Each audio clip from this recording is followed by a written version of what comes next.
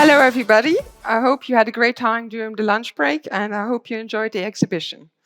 I am Carole Brückler, Head of Digital Health Technologies at the Ministry of Economy, and I will be your Master of Ceremony for today's afternoon, the Digital Health Afternoon at the Digital Summit. In the next few hours, we are going to spend together. We will discuss a particular topic dedicated to embracing innovative collaborations to solve healthcare's greatest challenges. An amazing lineup of speakers will take the stage to discuss, amongst other things, how to forecast the next pandemic, how to build resilient and sustainable digital infrastructure, and so much more. As ICT Spring is supported by the Luxembourg government, and I am pleased to launch today's afternoon with a message recorded by our Minister of Economy, Minister Franz Fayot. Let's discover together what he had to say.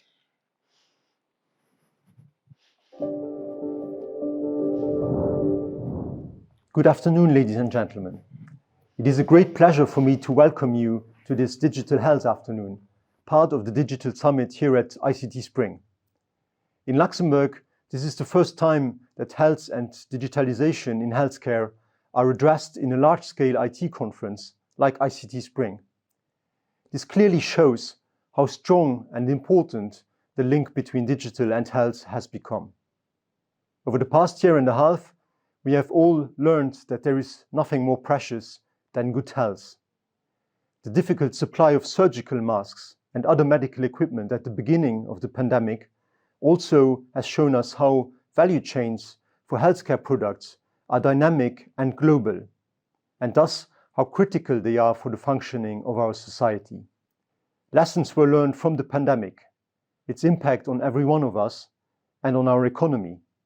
All this invites us to build a more resilient society. We also realized how digitalization made available the necessary clinical data to navigate through the course of the pandemic and respond to the crisis. And I look forward to hearing today how we could do more in this matter.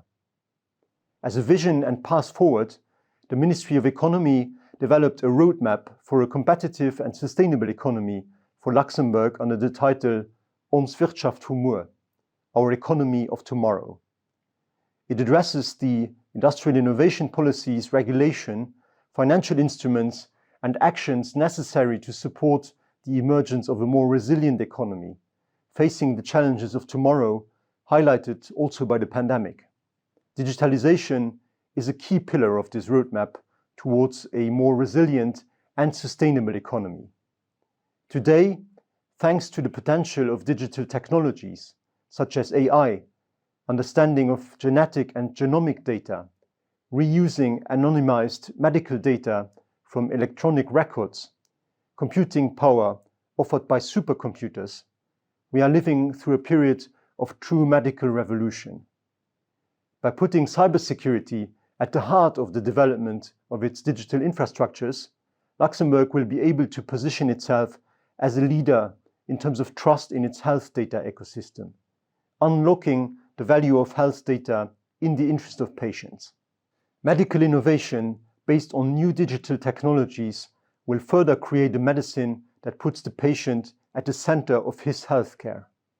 Whether it is a personalized treatment plan to fight off an existing illness or preventing getting ill in the first place, the contribution of digital health technologies will only grow.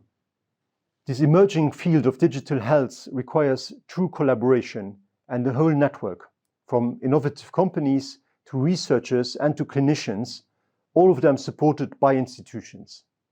It is exactly this environment that we want to further develop here in Luxembourg. A particular opportunity exists to strengthen the local industrial value chain in the field of molecular diagnostics by capitalizing on the presence of key private and public actors to constitute a value chain from innovation to the market. The ultimate objective of generating a sustainable supply chain in terms of diagnostics is one of the pilot projects in our Economy of Tomorrow roadmap. All those developments and projects fit perfectly well with the theme of today's conference, embracing innovative collaboration to solve healthcare's greatest challenges. You will hear how the Ministry of Economy plans to set up a national data exchange platform that will provide new opportunities regarding health data. You will also get an insight on how Luxembourg is contributing to the Gaia X project to build a reliable data infrastructure for Europe, where data and services can be made available, collated and shared in a trustful environment.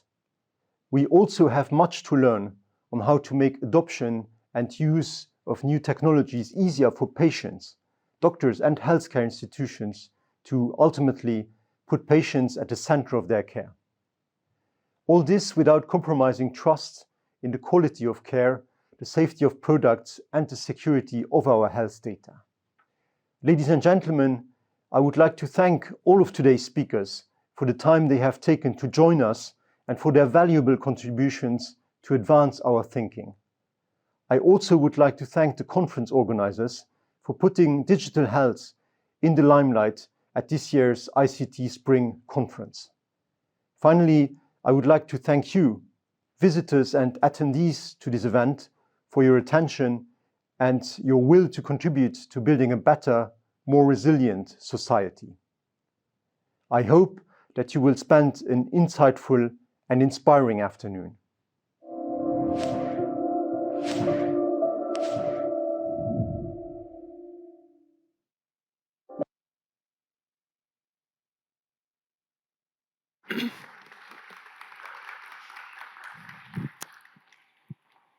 Without further ado, let's start the conference with our first speaker, Dr. Sylvie Brien. She's currently director of the Infectious Hazards Management team at the WHO Health Emergency Program in Geneva. Her department is responsible for developing mechanisms to address epidemic disease under the international health regulations to reduce their impact on populations. She was previously the head of influenza management during the H1N1 pandemic and has worked on cholera and yellow fever. A very impressive track record, if I may add. So in the frame of the Digital Summit, she will discuss how to predict the next pandemic. Surely a tall order, but we look forward to hearing what you have to say. Can you hear me, Dr. Brien? The floor is yours. Yes, I can hear you very well. Thank you so much. And thank you very much for inviting me for this very interesting meeting. I'm very happy to be able to talk today about pandemic, although I've been living in a pandemic status for more than 1 year, of course, because at WHO we have been very much involved in this COVID-19 pandemic. So I would like to share my screen if I have the possibility, please.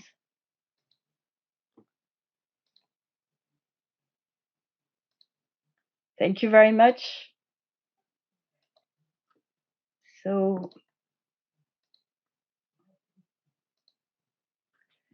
thank you. Can you see it? Okay, so I hope you can see my screen, and really what is important with pandemics is that we will have a next pandemic, that's for sure. And the question is not if, but when. And we have also other questions, of course, because we want to know where will it start, how severe will it be, and who will be most affected. So these are the key questions that we need to answer if you want to really forecast pandemic. And this is just to show you what has happened since the beginning of this century. And you see that we have had many epidemics with the pandemic potential. We had SARS in 2003, H5N1 in 2003 as well. Then we had cholera, H1N1 in 2009, Ebola, MERS, plague in Madagascar, Zika in Brazil, and 60 more countries, yellow fever in Central Africa and in Brazil as well, and so on. So basically every year we have an epidemic with pandemic potential, but fortunately not all epidemics become pandemic. And currently in this century, we had only two major pandemic. One is the H1N1 influenza pandemic in 2009, and the second one is, of course, COVID-19 that we are still in. And why we will have more pandemics? Because we are more people on Earth living in more densely populated areas, and we have more mobility. And so these create the factors that drives more epidemics and also the risk of more pandemics. And just to tell you what is really important also to consider is the severity, because we have had many pandemics, but they are not all severe or as severe as, for instance, the 1918 Spanish flu, which we are not able, of course, to know exactly the number of deaths, but it's between 50 and 100 million deaths. But other pandemics in the 20th century were less lethal, and we had between 1 to 4 million deaths. And the last one in 2009, actually, the world was very well prepared, and we managed to maintain the number of deaths below 500,000. So I think the message here is that it's not because it's a pandemic that it's necessarily a chaotic and crisis. You can also get prepared, and this is why forecasting them may help pandemics. Usually you have the emergence, and this is what we have seen with COVID-19. The virus came from an animal, and we don't know yet which animal, but what is for sure, it's a zoonotic virus. And then it started to infect human population. So at the beginning, you have few cases, but then you have a localized transmission, and this is what happened in Wuhan, for instance, in December and January 2020. And then you have the amplification. It's when it spread, whether in the same location or beyond this country and or this continent to the entire world. So this is when we have pandemics. But after some time, because of the immunity we acquire, or because of vaccination, you start to see reduced transmission. Sometimes we can eliminate the problem, not the disease, but the problem at least. Sometimes we can eradicate the disease itself. It has not happened very often. Only smallpox was the disease that has been eradicated so far, but we don't know. We may be able to eradicate more disease in the future. So at each phase of this dynamic, you have the possibility to intervene, to detect earlier, to stop, to contain the outbreak or the epidemic, and to control the risk in the long term. So this is just to highlight how it has played out so far with the disease we know. For example, in H1N1 2009 pandemic, we went through the pandemic phase, but then we are now seeing a reduced transmission. Many people on Earth are already immune, either through vaccination or through natural infection. And this is why now H1N1 2009 virus is becoming endemic and just creates seasonal epidemics. Ebola in 2014 went to the expansion also, but we see now a reduced transmission. We have a vaccine and we have treatment as well. MERS, on the contrary, just remain creating localized outbreak, and we have not seen yet large epidemics or pandemic. And COVID-19 we are in currently. So we have created some tools to be able to better monitor the risk. For example, we have a system that search information in open source data, and we can detect signals of outbreak very early on, which allow us to respond quicker to outbreaks and epidemics. And we have also developed some tools to predict somehow when we will have the next outbreak. Currently, with this tool is a pilot tool. We have developed it for cholera, and it allows us to predict when the next peak of transmission will happen, and to see if the region or the district where it may happen is ready, has enough chlorine or vaccine to cope with the outbreak. So this is thanks to South Sudan and many partners that we have been able to develop this pilot tool.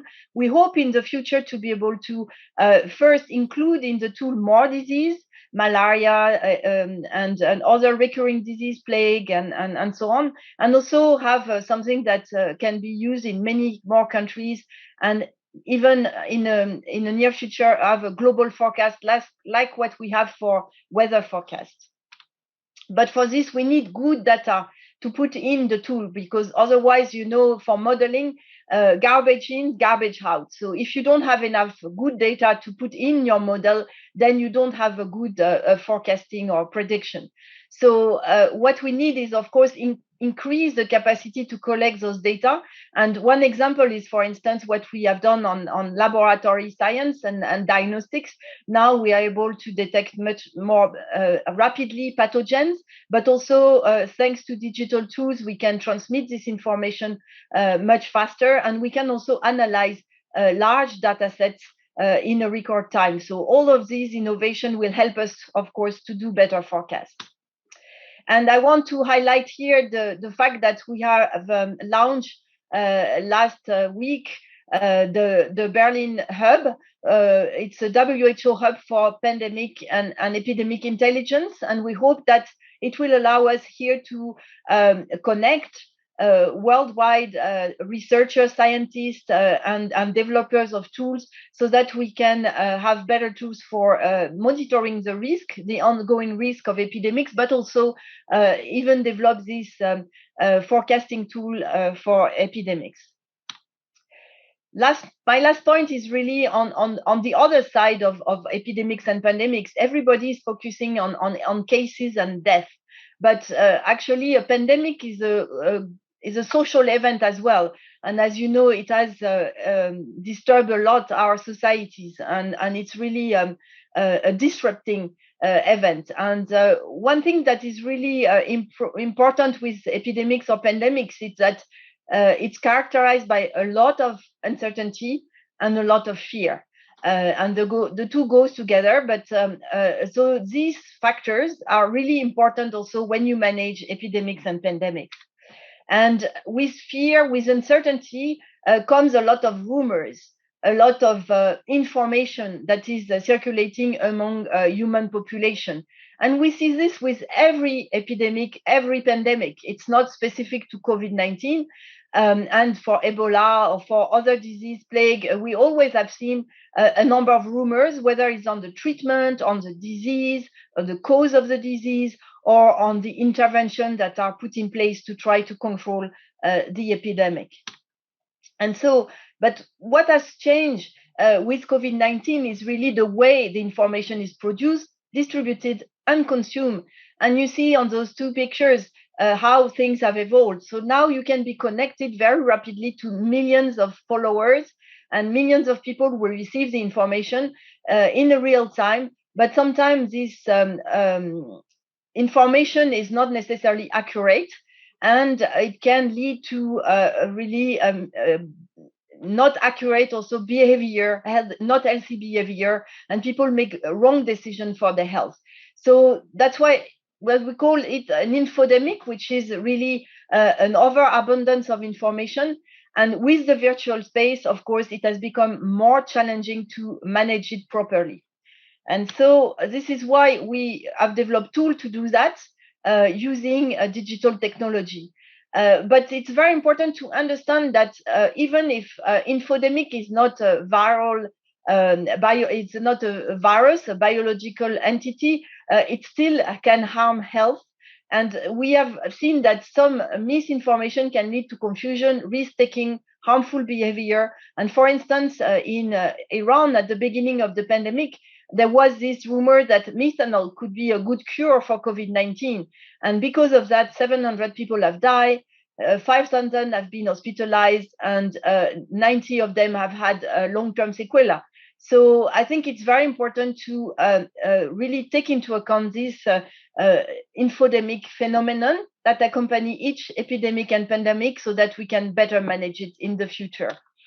And we have developed, for instance, a tool to listen to population concern, because it's very important to understand what matters for people.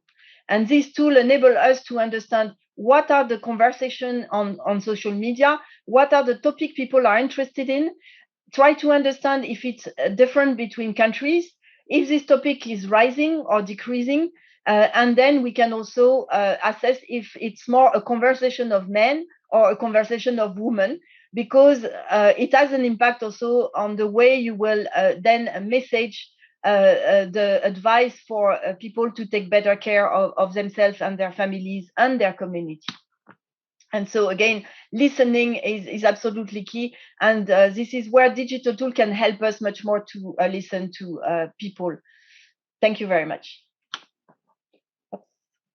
Thank you, Dr. Brien, for bringing your expertise to the field and insightful how everything is connected after all, especially when it comes to digital. The next presentation is entitled Building Resilient and Sustainable Digital Infrastructures and will be presented by a member of the Luxembourg Gaia-X coordination team. He is also Digital Acceleration Lead at Talindus, where he is working on future technologies and innovation topics. And please give a warm welcome to Ralf Hustadt. Ralf, please join me on stage.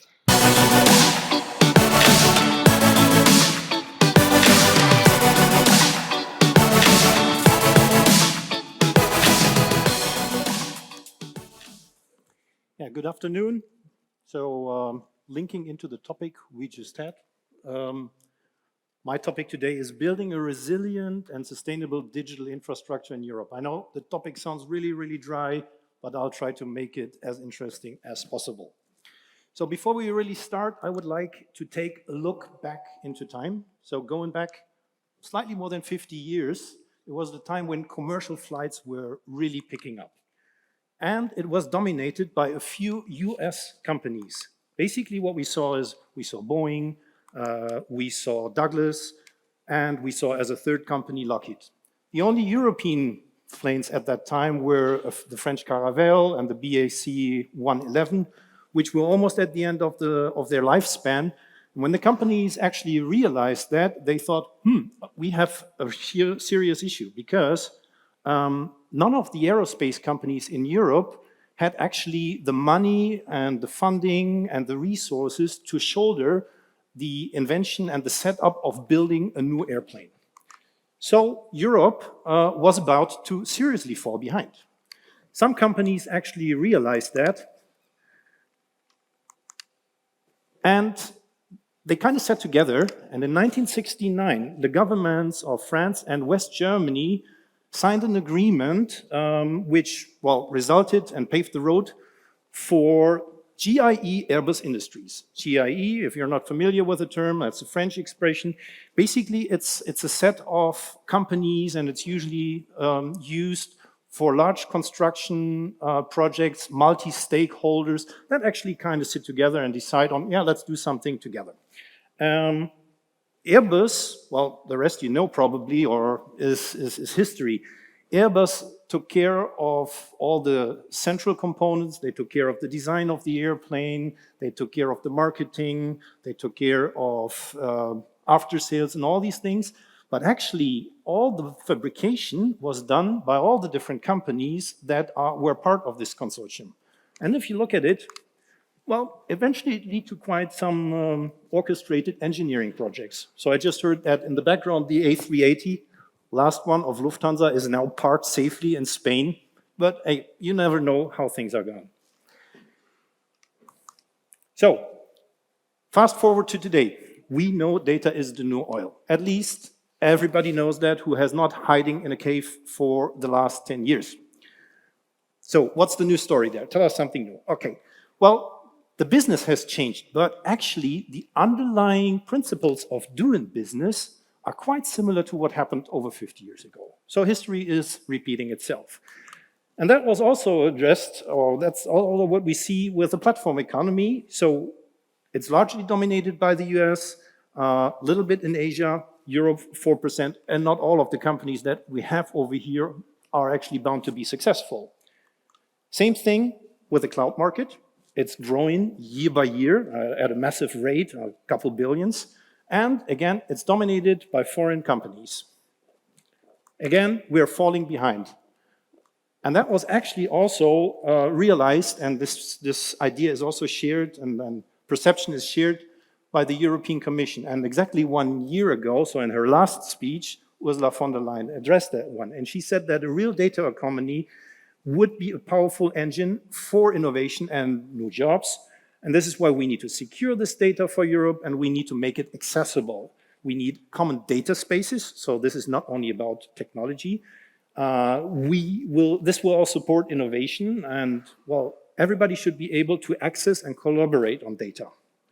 What's not explicitly mentioned in her speech is that we also need a common infrastructure, we need common rules to play by, we need standards, we need compliance. So there's a lot more to the whole thing than just some technical setup. If we don't actually keep the governance and on our data, we risk losing the sovereignty. And the opposite of information is not just the absence, but it's actually that somebody else controls the data, and then you're really into problems. We saw that at the previous presentation. It's all about data by now, even if you're talking about health.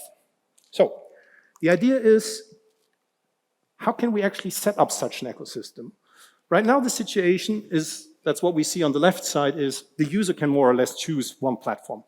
Choose your flavor. There are a couple ones to choose from, but it's a one-way street, and it's very hard to get off again afterwards, and it's also very hard to cooperate and collaborate with other parties. So the idea is to shift into an ecosystem where you actually have multiple providers, and you can rest assured that you can collaborate, that you can freely move between those, that you can work with other parties who might be on another platform. So, how do you actually build that one? If you start with a blank page, and you're already a couple years behind because, well, let's face it, there are companies in place that actually run that stuff. So, first thing you need to do is you need to figure out what are your requirements. And at that stage, enter stage Gaia X. The mission, we aim to develop a common requirements for a European infrastructure. Please note, this is not we built the platform. That's a difference to the GIE of Airbus. Right here, the idea is we start with a set of requirements and let's see who actually all contributes to that. So what is Gaia X? Because some might have heard that, some might have seen that, but it's very vague and it's already sometimes negatively connoted already. So what is it? Actually, Gaia X, there are some important key points and values. So the vision is access and share data. That's the highest priority. That's the idea. The objective, of course, because it's a commercial undertaking, it's about the growth of a digital ecosystem, and because it's a European initiative, it should be surely based on European values, regardless if this is values which are already ingrained in law or which are just based on culture. It is a European cooperation. That is very, very important because there are also some players from abroad who actually contribute to all this thing, but they need to play by European rules. Then we have, which directly links into this, is transparency. We don't want to have something that is a black box that, well, I take my data, I take my health data and dump it on this platform and, well, I get something out afterwards, but I have no clue how it works and nobody really tells me. So it doesn't explicitly state open source, it states transparency. The last two topics, security, right protection, so I hope everybody can see that.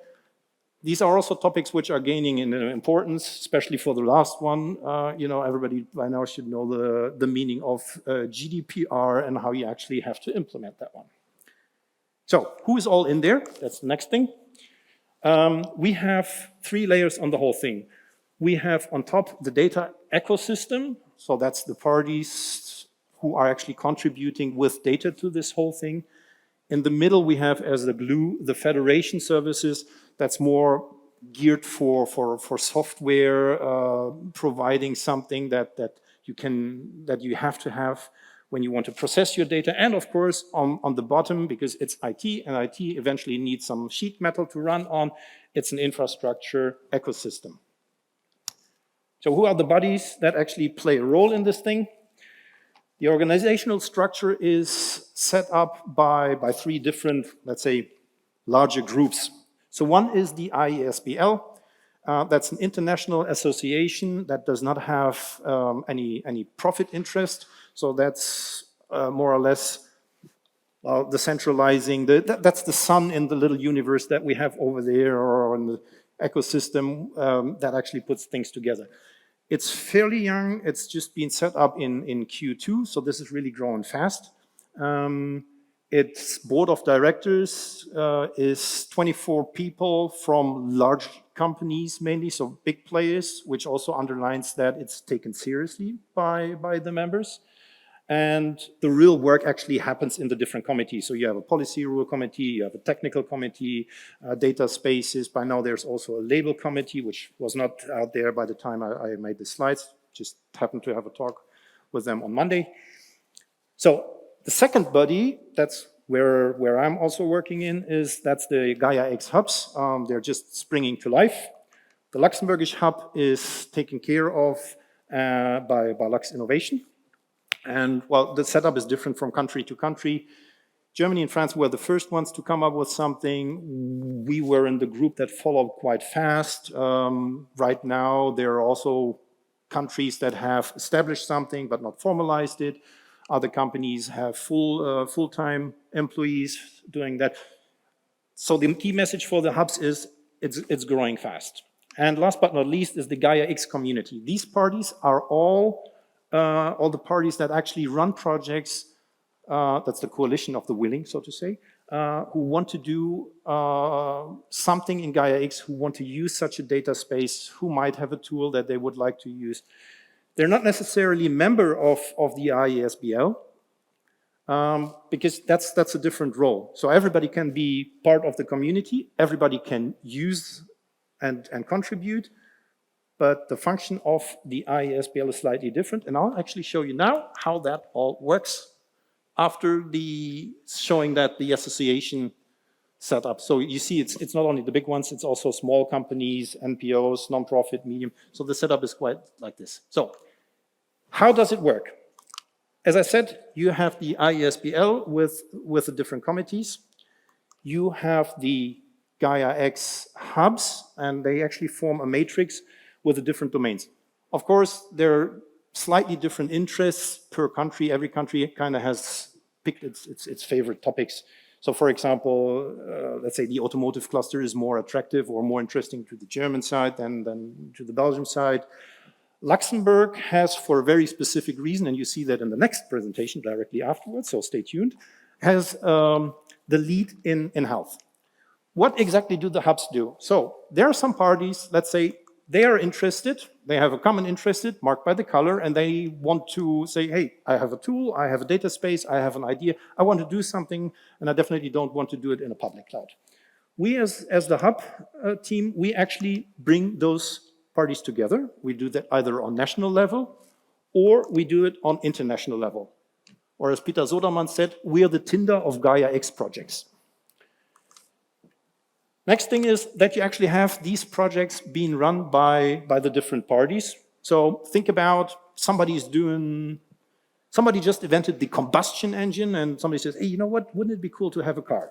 So they kind of sit together and they build a car. And another project team might build something which is like a motorcycle or a truck. Now, besides building these things, of course, when they sit together, they also need to think about the requirements. Notice, requirements, that's what I said, is the aim of the ISBL. So they kind of note down the requirements. Somebody says, you know, wouldn't it be nice to have some light when we drive at night? Front light, yeah, wrote that down into the requirements. So he puts that into the requirements. Somebody else says, oh, backlight, yeah, should have a different color, right? Yeah, let's make it red, put it down into the requirements. So they all produce these requirements, and of course for a car, for a truck, and for a motorcycle, they're slightly different, but there are probably a lot of similarities. So these eventually flow into the IESBL, into the committees, which does a dissemination of all these things, a clustering, a regrouping, a discussion. That's actually the core functionality of the IESBL in the committees. Note, for the projects and for the participant in the projects, you don't have to be an IESBL member, but if you want to have a saying into what the IESBL produces as a specification, and that's their output, you need to be in the IESBL, you need to be a member. Pricing varies depending on the size of the company. So they actually propose standards. They don't really produce standards because that is something that only the standardization bodies can do. And there would be jumping directly on the table or say, this is the new standard. No, you can only produce specification, but no standard. So that's what they actually propose. And eventually this will go into a label. And that one, you can, if you see that label popping up, you know this is based on all the values of Gaia X, and you can freely work with the other players. So, what's in it for you? Why should I do this? My boss is asking me, why should we do this? So there are actually two things. One thing is, in the long run, you can store your data on a Gaia X compliant cloud. You can keep control over your data. And yeah, you can share your data with other parties. If you join now and actually participate in such a thing, you can discover new business opportunities. You can also shape what Gaia X will be like. And who knows, maybe in 20 years, you will tell your grandkids, hey, I was part of the game. So if you're interested, there are two ways. You can either reach out directly to Lux Innovation, because they're driving this whole thing as the central place over here, or you can contact directly the coordination team, which is linked over here. And if that was all too fast, you might just want to copy the QR code, because that leads you to our contact page. With that, I'm done. I hope I've stuck to the time schedule. If you have any questions, I'll be around afterwards. Thanks a lot.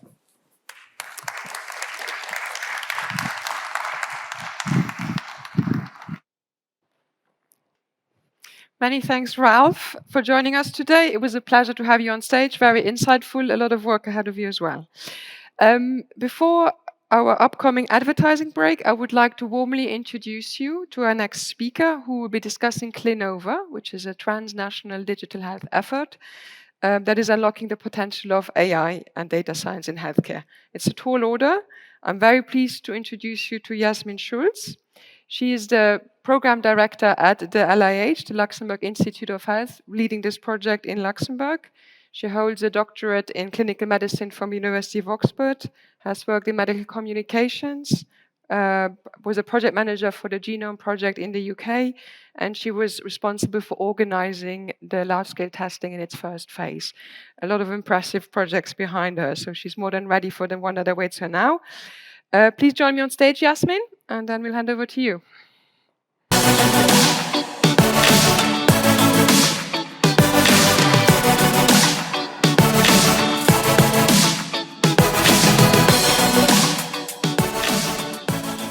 Yes, can you hear me with the mic? Okay, it's fine, right? Yes, good afternoon, everybody. Thank you very much for the introduction. It almost feels a little bit strange to be back on stage after 1.5 years of online meeting, but it feels good, and I hope we can continue organizing meetings where we can physically meet and interact. It is a pleasure to be here today and to present you the Clinova Initiative, which aims to unlock the potential of data science and artificial intelligence in healthcare, and its link to the Gaia X Initiative that Ralf just focused on in his talk. To start with, I will give you a little bit of background. We know that big data, data science, artificial intelligence has already brought about change to many sectors. The healthcare sector has lagging behind so far, which got a boost to the pandemic, if you so want to say. And in the sooner or longer term, data science, big data, artificial intelligence will also transform the healthcare sector. And we really have to be on board now. We have to navigate this paradigm shift in order to enable innovation in healthcare in Europe. And recent data show that over the next 10 years approximately, overall healthcare expenditure will decrease per person, but within these decreased budgets, there will be an increase for investments into personalized healthcare, digital health, precision medicine. And the biomedical research sector has to follow, will have to impact and focus in the future on related topics such as personalized medicine, smart diagnostics, precision medicine, and disease prevention. And this is exactly where the International Clinova Initiative would like to come in. As I mentioned at the beginning, the aim is to unlock the potential of data science and artificial intelligence in healthcare. And we believe that we will achieve this goal by starting at the source, by starting at the core, meaning that we aim to create a data-enabling environment, but we do not want to create an empty shell, an empty data architecture. We want to fill this architecture with meaningful data, and we want to achieve this by defining a focused number of disease use cases around which we can then start building this data architecture.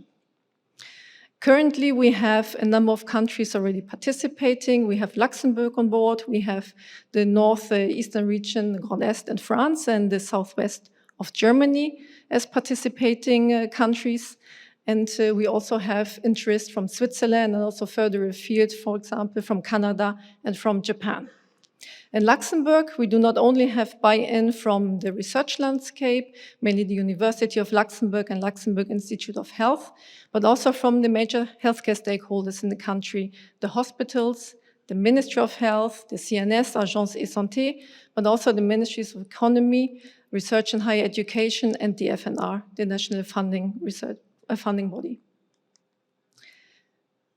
As I said, we aim to define a number of specific use cases that we can then use to build a data architecture around. We have defined these use cases together with the international partners, and we will focus on complex, chronic, immune-mediated diseases, namely inflammatory bowel disease, rheumatoid diseases, and multiple sclerosis. These diseases affect a large number of patients worldwide and have a rather large market. And in addition to being immune-mediated diseases, these conditions have in common that a large number of standard of care drugs are already available on the market, but it is very difficult for treating physicians to define which drug or which treatment will work best for which patient at what time. And here Clenova would like to contribute, would like to help support the treating physicians who take part in Clenova by trying to better understand the patient on a holistic level and thereby trying to better subgroup these patients based on their profile into subgroups, and hopefully by this being able to better define which patient may respond to which treatment. This being said, meaning we will start with a prospective cohort of patients, we will obtain or collect new data that will be of high standard, that will be quality controlled, that will be interoperable, and we will use these newly collected data for data science and artificial intelligence approaches.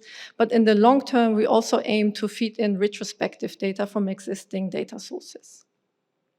Also, in terms of biomaterial, we try to follow a standardized approach as much as possible. At least in the early phases of the project, samples coming from all participating sites will be processed in Luxembourg, and here the Integrated Biobank of Luxembourg will play a central role. In terms of data collected to obtain a holistic view of a patient, we try to step back from a pure omics approach. Of course, omics data like genomics, proteomics, transcriptomics are very important data, but we would like to also look into additional data sources, for example, the profiling of immune cells or digital markers like voice or movement profiles. And we would like to integrate these data, analyze them together in a multiplexed AI-driven approach, meaning that we will not only look at certain data sets in isolation, for example, not only genomics, but we want to integrate all these data sets and hopefully identify small but significant changes, which will then help us to better subgroup patients. Now that we have defined the use cases, let's go back to the data environment. Of course, the data structure that we will build up will comply to high cybersecurity standards and will also comply, of course, to GDPR, which has been implemented a couple of years ago.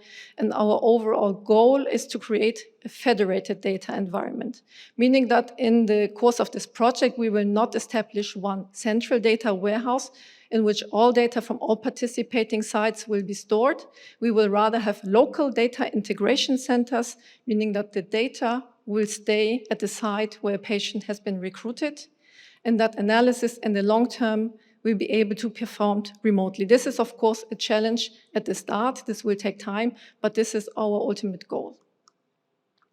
Central for the Luxembourgish partner site will be in this regard the creation of a data integration center here in Luxembourg that will initially be built around these use cases, as I mentioned, with the university and the Luxembourg Institute of Health as research partners. But in the long term, we hope to also reach out to the healthcare stakeholders in the country, like the hospitals, the Ministry of Health, and the CNS, in order to enable further patient-centric research to really enrich the data sets that can be available for research and to really boost patient-centered, real-world-driven research.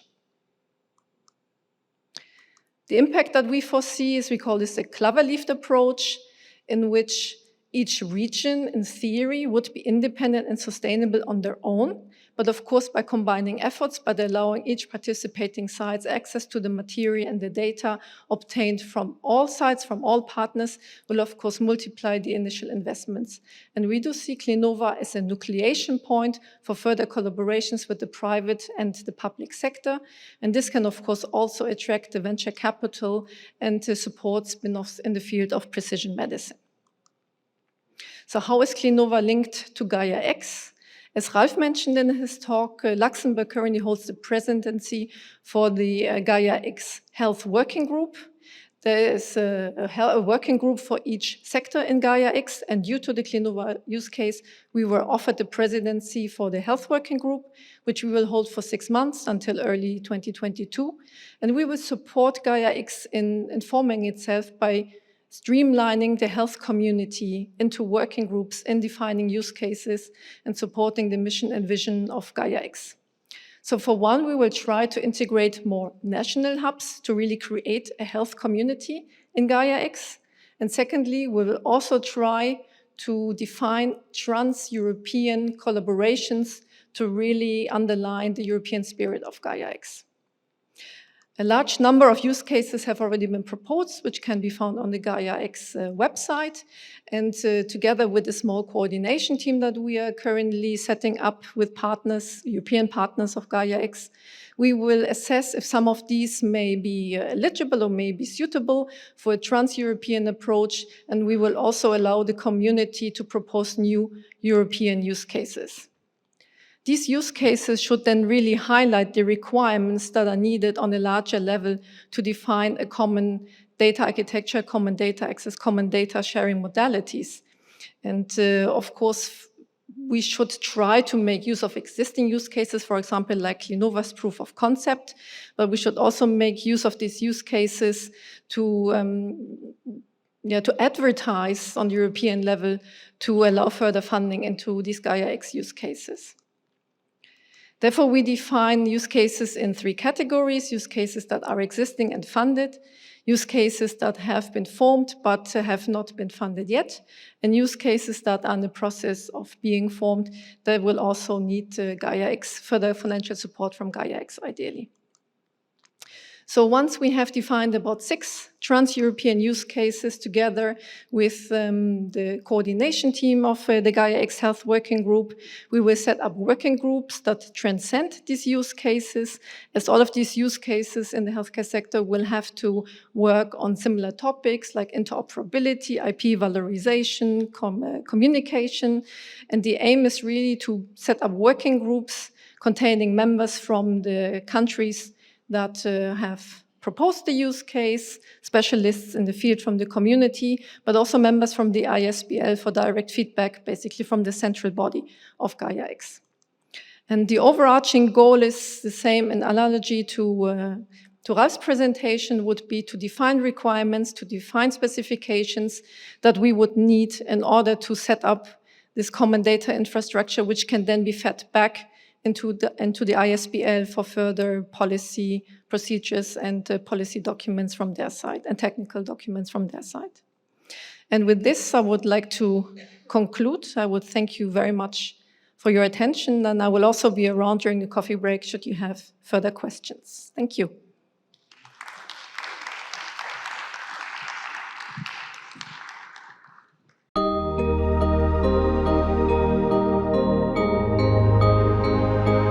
Putting the customer at the center of everything we do is the new mantra within our organization. We want to make experiences as frictionless and seamless as possible.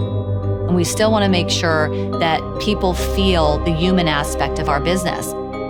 You don't want a customer to know that you're a series of different departments. They want to know that they're talking to T-Mobile.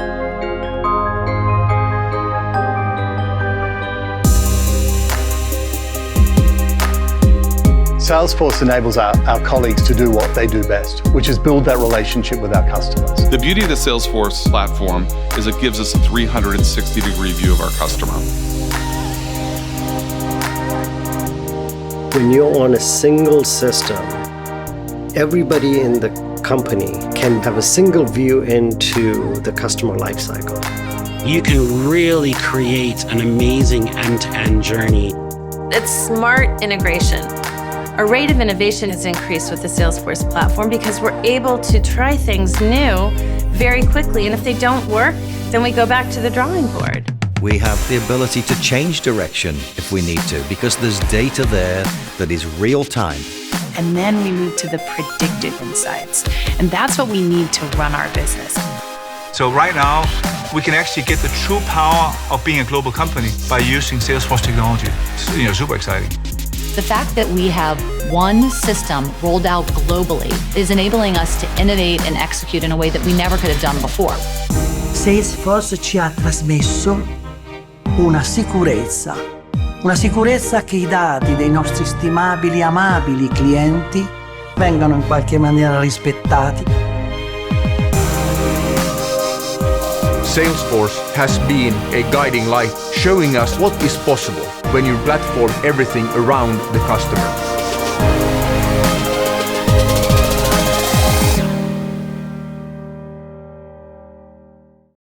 Certainly, customer expectation is one of the key pressure we have to deal with. They want simplicity, they want peace of mind, they want digital services, and for the insurer, it's still the beginning of the transformation journey. So with this new infrastructure, we really change the performance and the availability of our operations.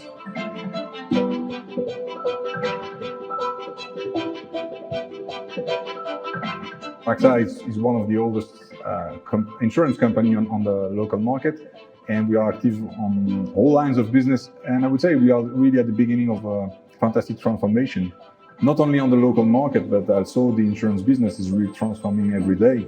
If you want to provide quality of service to your customers, to your agents, to your employees, performance is really key. With the former infrastructure we had, high availability, for example, was not at the level we expected. Because when people in 3 clicks, they can have everything they want delivered to their door the next day, they probably expect the same from their insurance companies.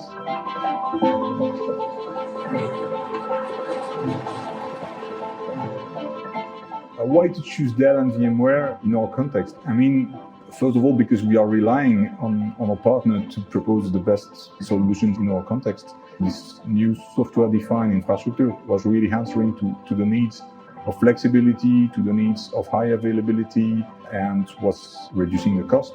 If you engage with a partner on technology for a couple of years, you need to be aligned on the objectives, on the innovation, to share the same vision. So I went to visit the entity office, and it was a bit like in the AXA office. People were talking, moving, collaborating. So it was the right balance between skills and the ability to execute, but also the culture, the trust that you have, and a common vision.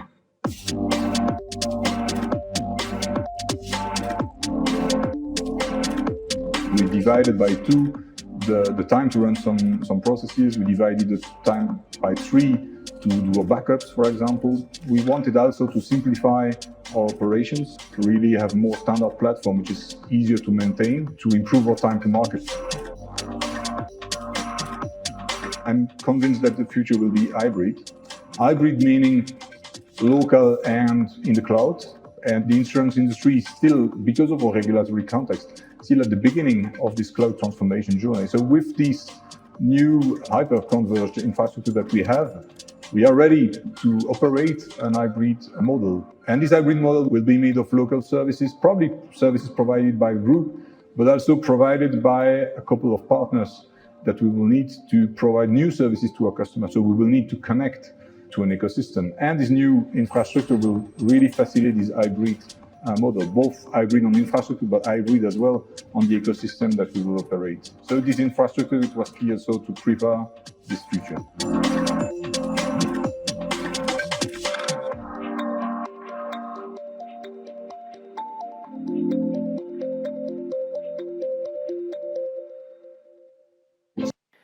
Great. Let's continue with our next expert. So I have for you Leesa Soulodre, who is a Xennial deep tech pioneer, speaker, educator, mentor, and general partner of R3I Ventures.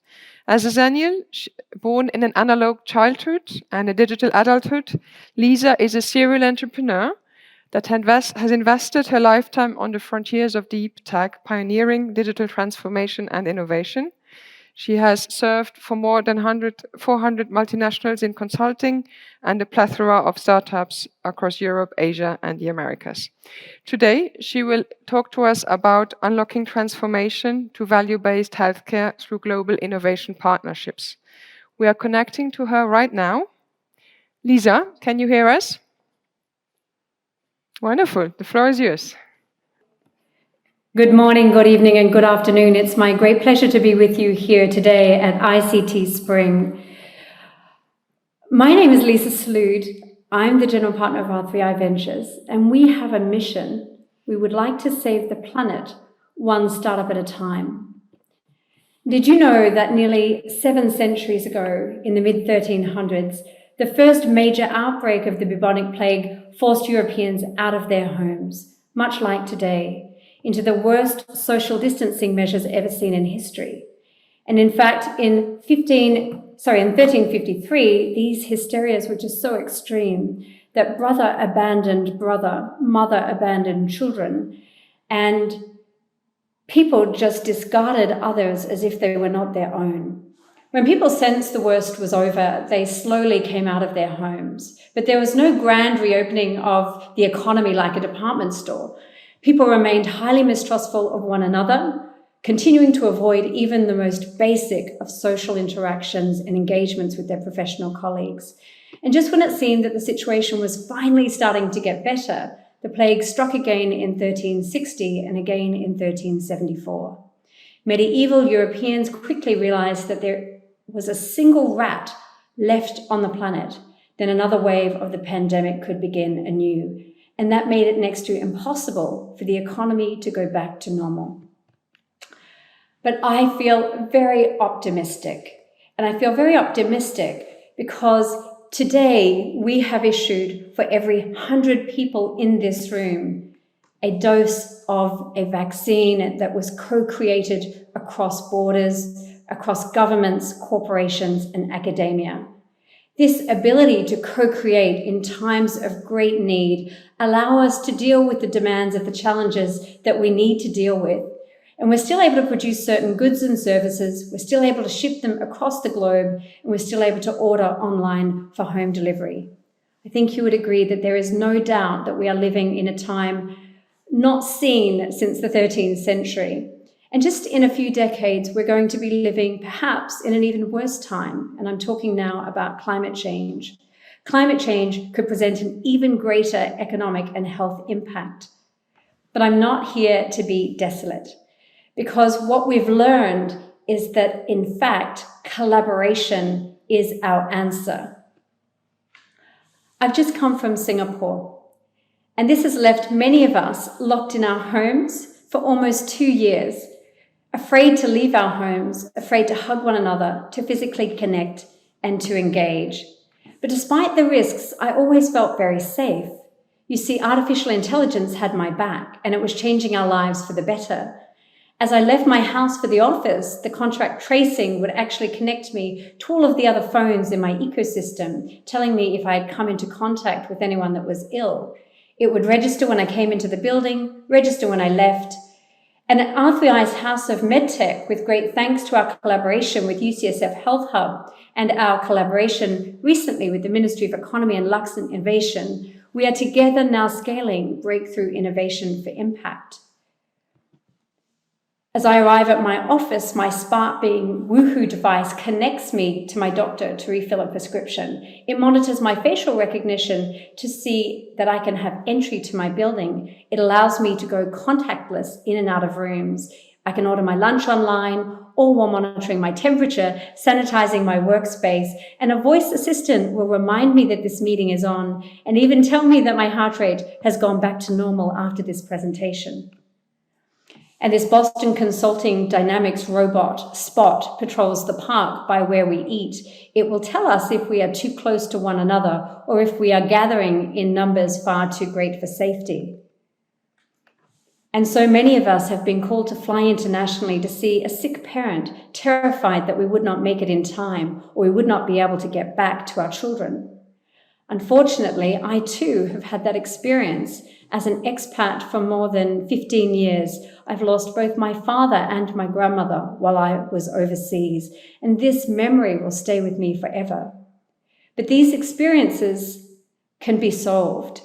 This company, Peach and Telehealth out of New York, a company born out of Singapore, now can tell a nurse exactly where this patient is, whether or not it is predestined for decline, and to take interventive action.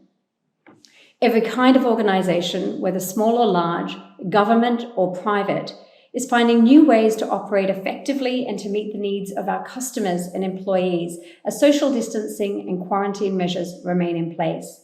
Where once a US passport would give you access to more than 150 countries across the planet, now it's as good as a passport from Botswana. We are truly living in a great age of immobility.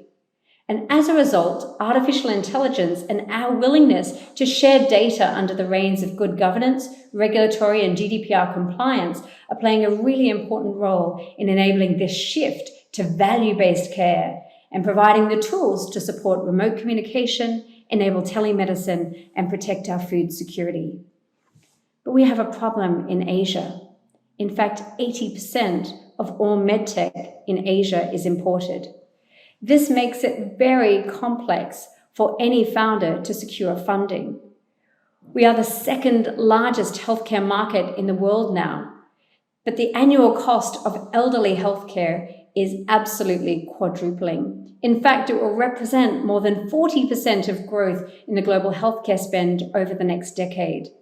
But there will be 500 million by 2025 aged over the age of 65. And we lack a huge shortfall of healthcare professionals. Founders need better connections. They need access to capital. They need access to markets. We get a very low valuation in a small market. Europe represents a great land of opportunity for us.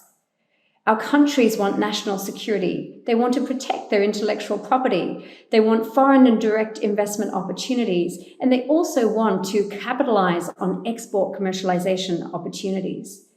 This post-pandemic world gives us an opportunity to recreate together our collective economic and social futures between these two important economic regions of the world. I sit on the board of a runway accelerator in Australia. And I can share with you that for every dollar our startups create, $1.80 is invented in the ecosystem through supply chain and consumption effects. Last year, we created 431 jobs, $38 million in salaries, $145 million in taxable revenues, and $68.3 million in value add.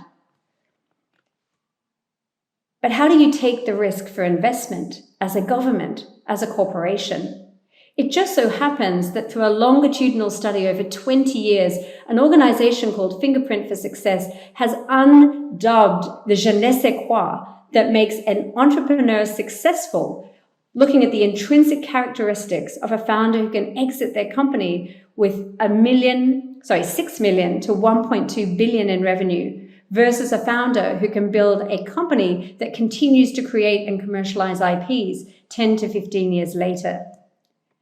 This je ne sais quoi is completely quantifiable. I can tell you what are the high motivations that I need in this entrepreneur, irrespective of their gender, their nationality, their race, or their social class. People analytics allows me to understand what motivations I need and to improve that performance. What teams I need to put together in order to drive cognitive diversity and to drive that economic development. And they are very different profiles. Those early stage healthcare entrepreneurs that are going to build to sell in 5 years have very different competencies to those that are going to build long-term lasting businesses. And both are important. In Asia, the first half of this year, almost $4 billion was deployed across 135 digital health deals. But we suffered the challenge of small market syndrome, low valuations, as founders having to give away too much equity in return for too little capital. While in Europe, you raised significantly less on just over half the number of deals, You face a 43-country market under a single European regime. This is enormously valuable for any healthcare entrepreneur coming out of Asia, looking to justify their product for CE mark and to return to deliver against that great need in the region. This makes Luxembourg strategically located for us on the back of a Brexit where UK is no longer as appealing. If I can do my last mile clinical study in the Luxembourg ecosystem, what that means is that I have 50% of the market on my doorstep as soon as I am qualified. What it also means is that I can anchor on a more reasonable margin before I need to rapidly reduce those margins to serve the poorest countries in Southeast Asia. What it also means is I can make a contribution to the fabric of the digital ecosystem that is Europe. We can help to build our smart city know-how into the smart city of Luxembourg, ensuring that our companies can get set up and run efficiently in the region. We work deeply with our insurance partners, ensuring that we move away from treatment to value-based care. We have 3 ultimate endeavors. Of course, to improve patient outcomes and save lives. That's a given. We're in healthcare. But we also want to reduce the number of days hospitalization, rehospitalization, and unnecessary over-hospitalization. And in a friction-free economy, we want to drive transparency into the ecosystem and get rid of unnecessary middlemen that don't add value to improving patient care. Ultimately, we want to improve quality. And I'm proud to say that the FNR is already making value-based decisions in its ecosystem, completely aligned to our mission as private investors in capitalizing these new innovations. One such company that is a perfect collaborator into the Luxembourg Institute of Health ecosystem is Genetics, a company delivering personalized diagnostics, helping providers unlock the power of personalized care through pharmacogenomics. They use genetics and real-world evidence to make sure that they provide data inputs that are more effective for payers and providers, personalizing the pharmacogenomic solutions for patients across critical disease groups. And ViewMind, a company that is making a contribution to the world's largest chronic diseases, has landed in Luxembourg with our friends at Lux Fit for Start. And now we are scaling them across the world, and particularly into Europe and Southeast Asia, on many of the chronic disease types that are important to the ecosystem. Impact is fundamental to the work that we do. We need to identify the business model that is achieving these specific social and environmental outcomes, given our commitment to the principles of responsible investment. We're partnering with companies and hospitals to improve the scale of our impact model aligned with the technologies that are created. We are accelerating the portfolio impact through sleeves up capital, venture building our companies in terms of commercialization, capitalization, and R&D pathways. And we are doing it together with academia, with policy think tanks, and with our friends in venture capital. We are sharing our knowledge learned and our best practices, bringing regional expertise to the European context, and in reverse, taking that know-how back to our own region. And we are looking at it across the entire value chain of the ecosystem, from P-impact analysis, impact management, and impact acceleration. We today need to operate differently. We want to transition away from a supply-driven healthcare system based on activity only towards a needs-based patient-centered system. We believe we need to transition away from a focus on the volume and profitability of services towards a focus on the patient outcomes achieved. And we firmly believe that we need to transition away from fragmentation, in which every local provider is expected to offer a full range of services, to a system in which services for conditions are concentrated in providers with the necessary volume, experience, and locations to deliver high-value care. We must do this. Today, this is the first time we are all having a conversation at the same time, in the same place, at the same level. We must do this for our children's future and also for today. And together at R3I, we believe with our partners, we can accelerate impact. But I'd like to share a new thought, a thought from our friend Jacob. I would like to encourage you to think a different thought.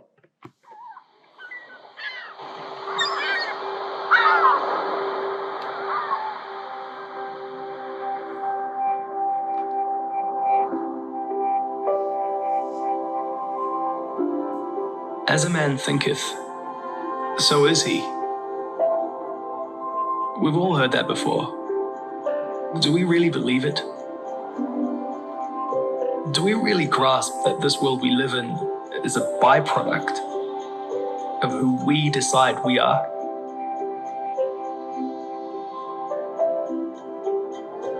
As she thinketh in her heart, so is she.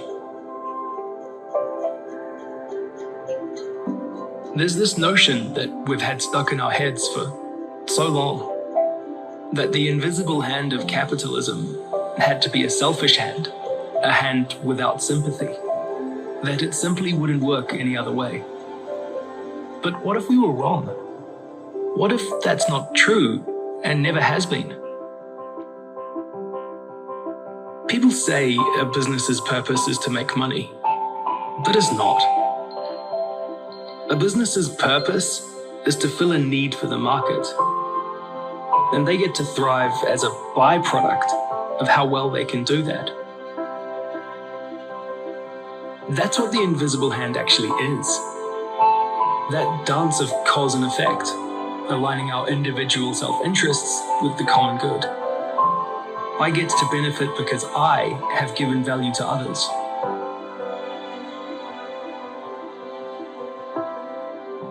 Instead of comprehending that, we persisted in the comforting delusion that there was a safe distance in time and space between us and whoever might bear the pain of our choices.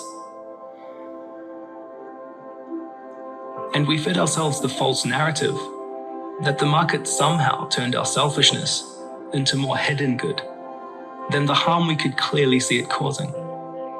So we simply don't see, because it's so easy not to.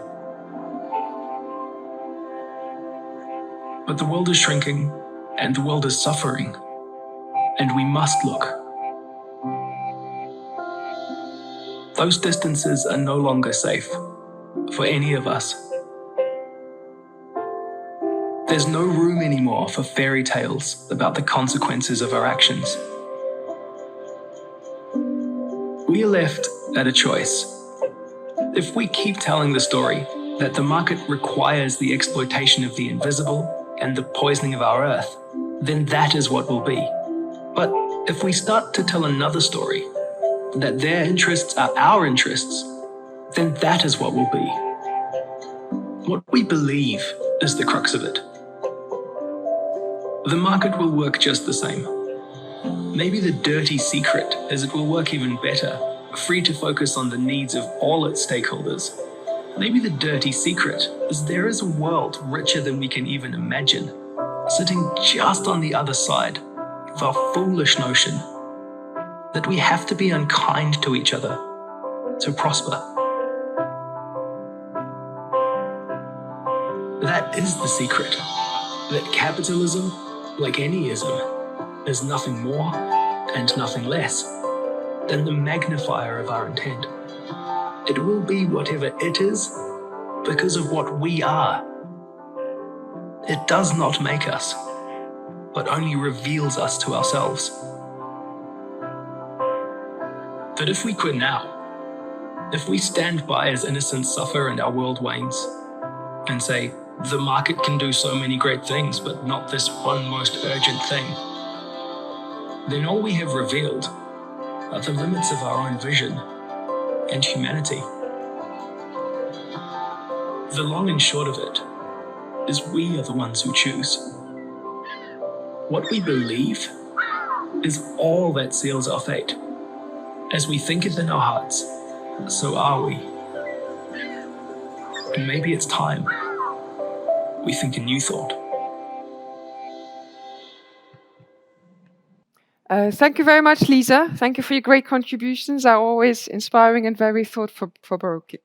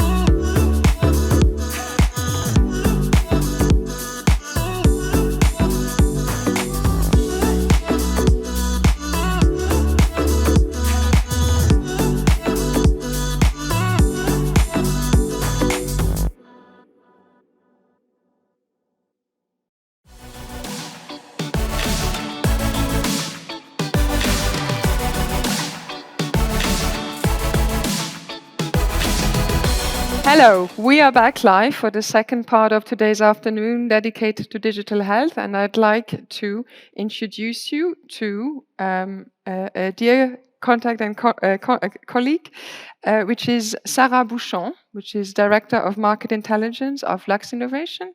She and her team have prepared an exciting talk to bring together for us the trends of digitalization of the healthcare sector for Luxembourg. Sarah, if you can hear us. Good afternoon, Over Carole. to you. Wonderful. Thank you. Thank you very much, Carole, for this introduction. Good afternoon to you all, and thanks again to the ICT organizers for that kind of invitation. I would have loved to be here physically with you. Unfortunately, my husband has COVID and I have to quarantine at home. And in the end, I'm thinking that if I have to talk about digitalization and healthcare, it's a kind of a perfect setup. So in the next 15 minutes, I would like to share with you the main insights we gained from an analysis we did on the main market trends related to the digitalization of the health sector.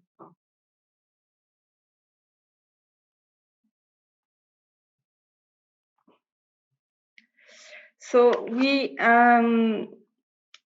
decided, or we wanted to investigate these issues for two main reasons.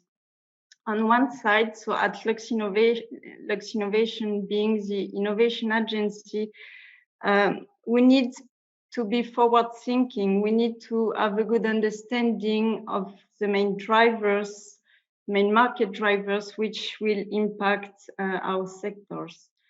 The health sectors is one of the priority sectors, which has been identified as a key ecosystem for the diversification of our national economy.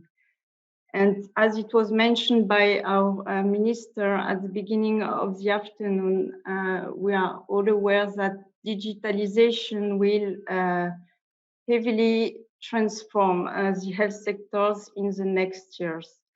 So we wanted to have a better understanding of the main opportunities, but also of the main challenges raised by the digitalization in the health sectors. And we also wanted to highlight the market opportunities, both for companies active in the health sector, but also for the non-traditional players, such as the digital companies.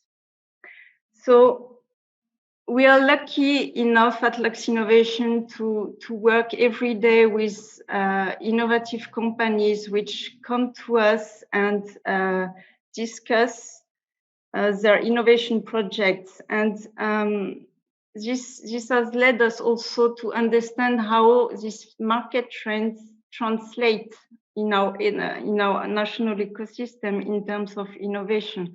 So I would like to share some examples. I cannot share all of them today, but that's a good way to see how national ecosystem is keeping pace with the market development. So we have identified 5 main areas where we can expect huge market opportunities.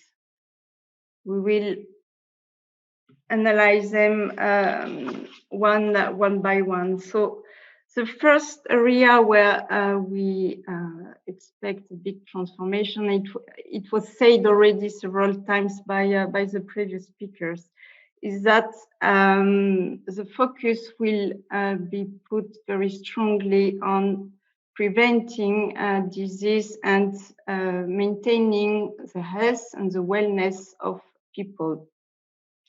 And of course, here digitalization and data collection will offer very huge market opportunities, especially they will translate in what has been called by some researchers as quantified self. So the multiplication of devices which collect data on our different health parameters just allow people to have a better understanding of their own health status. This data collection is also a very good support to define new data-driven incentives. So to make sure that people will stay in good shape, they can also rely on the types of on the different types of data collected. That's also very important that we understand better in the future the main social and environmental determinants of health. And there are also here huge market opportunities related to the way we eat, the place where we live, or the environment where we work can have an impact on our health. And once this impact is better understood, there are also some ways to maybe positively leverage these determinants to increase our health status. So in the end, we are really evolving towards what we call the P4 medicine. So a medicine focusing on prediction, prevention, but also personalization and participatory medicine. And to illustrate with this main trends, I would like to share with you 3 examples, which are 3 companies which are customers of Lux Innovation.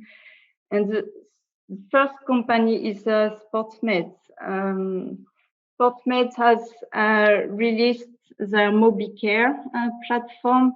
That's a tool which allows assessing the fitness level of people over 60 years old. And that's a way to help them to stay healthy and mobile. And SportsMed was or has developed its tool also with the support of Lux Innovation and in the context of an R&D project co-funded by the Ministry of Economy. Another nice company we've supported in the context of our Fit for Start program is No Big Deal. You can check your app store and look for No Big Deal. They propose an app which allows people to make exercise. So they count how much you do exercise. And this allows you to get free or discounted products in your preferred shops. So that's also a great way to use data and combine marketing and health impact. And the last company, which was also one of our laureates in our Fit for Start program, is NEOM, which provides a platform for personalized dietary recommendations based on each individual's metabolism. They provide indications on what is best to eat or not to eat based on your own characteristics. So that's a quick overview, and it shows how emerging and new business models can emerge from this focus on prevention and well-being. The second trend we observe is really putting the customer at the center of the healthcare delivery. And we look here at the market opportunities which are linked to the way care is delivered or will be delivered in the future. So under this broad area, we of course see the market opportunities related to the setup of an omni-channel care delivery, which means that both in person but also virtual e-health solutions will be developed. That's basically, and I really like this expression, that's building the hospitals or the healthcare system without walls, meaning that there is really a combination of both physical and virtual places for care. That's an essential element to make care more accessible, but challenges are also related to digital literacy of the customers, and in particular of the older customers. This omni-channel delivery must also be supported by the digitalization of all the processes which are beyond the care system. I mean here all these booking appointment facilities, but also the payment, reimbursement, or visualization of results are offering huge market opportunities linked to digitalization of these processes. For people who live in Luxembourg, I'm sure that you are all aware of Doctena providing this appointment tool and connecting patients with different doctors in the country. And Doctena is one of our historical cluster member, our health tech cluster member. But there are also market opportunities related to online prescription tools, for instance, or digital reimbursement processes. In this context, it's also very important that we ensure consistency of the data related to the customers. So at some point, it's very important that all data related to the healthcare journey of one person are accessible on the platform. And that's why we really expect data platforms to be key elements of this of the future healthcare systems. As our minister mentioned, the Minister of Economy is now working on a national data exchange platform, which aim at centralizing, but also making data interoperable and standardized in a secure environment to allow different practitioners to access this data. And we also have a very good presentation by our colleague Ralf on Gaia X, which at European level also aims at addressing the interoperability, standardization, and security issues related to the centralization of data in healthcare. But we also have here non-traditional players position themselves on this market. And I would like to mention here Regify, which is a Luxembourgish company proposing cybersecurity solution with specific solutions for health data. So that's also a way to see that there are new entrants on this healthcare market.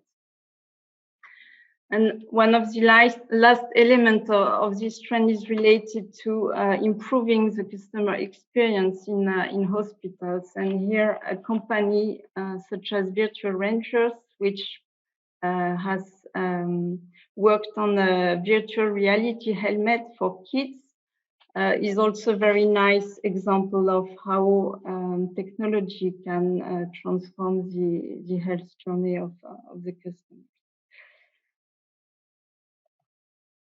The third trend we have identified is then related to the more and more personalized nature of the cure. So once people are sick, we expect in the future that market opportunities will be linked to really personalizing the diagnostic, the treatment, and the way treatment are administered. We've said and we've heard before that, for instance, artificial intelligence will dramatically improve the way diagnostics are performed, making them more accurate and quicker. And on this topic, and they have been also quickly mentioned in the speech from Leesa. ViewMind is a company which work on this issue, so using AI to perform more accurate diagnostics. But I would like also to mention here the importance of increasing the computing power companies may have at their disposal to implement these types of technologies. And the inauguration of Meluxina, so the high-performance computer, last June in Luxembourg, is also something which probably will accelerate the market adoption of these technologies here in Luxembourg. Regarding personalized medicine, we are aware that that's also one of the strengths of our ecosystem in Luxembourg, and mainly thanks to the public stakeholders working on these issues. But there are also very nice startups addressing these aspects, and I'd like to mention here what LuxAI, one of our Fit for Start company, is proposing, and maybe you know them. So they have this little QT robot which assists children with special needs in their learning activities. But we also have Exoathlete, for instance, which develops wearable exoskeletons for the rehabilitation of people having suffered neurological or muscular injury.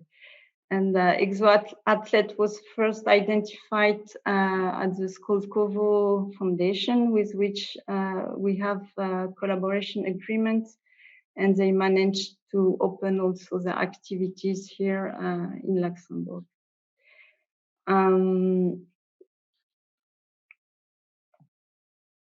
To deliver this treatment, we can also see that the world of medical devices are evolving towards more connected medical devices. This is exactly what Cypharm is doing. They have set up high precision infusion pumps, which is also connected to a platform which helps understanding when is the right moment based on the patient's data to administrate the treatment. So that's also a very good national example of the way this market opportunity is addressed. The fourth trend we've identified is related to the ecosystem, which is at the basis of the healthcare as we described it. So with here a focus on the two key stakeholders, so the hospitals, but also the pharma companies. And one key element is also the importance of building resilient supply chains in the health sectors. Regarding hospitals, it's striking to see that progresses in automation, robotization, or in AI will be key in the future to address staff issues, which are now very important in hospitals, and it will also help these structures to improve their performance, for instance, to realize or automate some tasks such as triage and admission of patients and so on. The digitalization of the pharma industry is also very important. We know that the pharma industry is not a strength of our ecosystem. However, we do have some companies not coming from this sector, but providing relevant solutions. And I would like to speak here about ITTM, which is a more digital and software company which provides and data integration and knowledge management solutions, which focuses also on the data related to clinical trials and making them standardized and harmonized.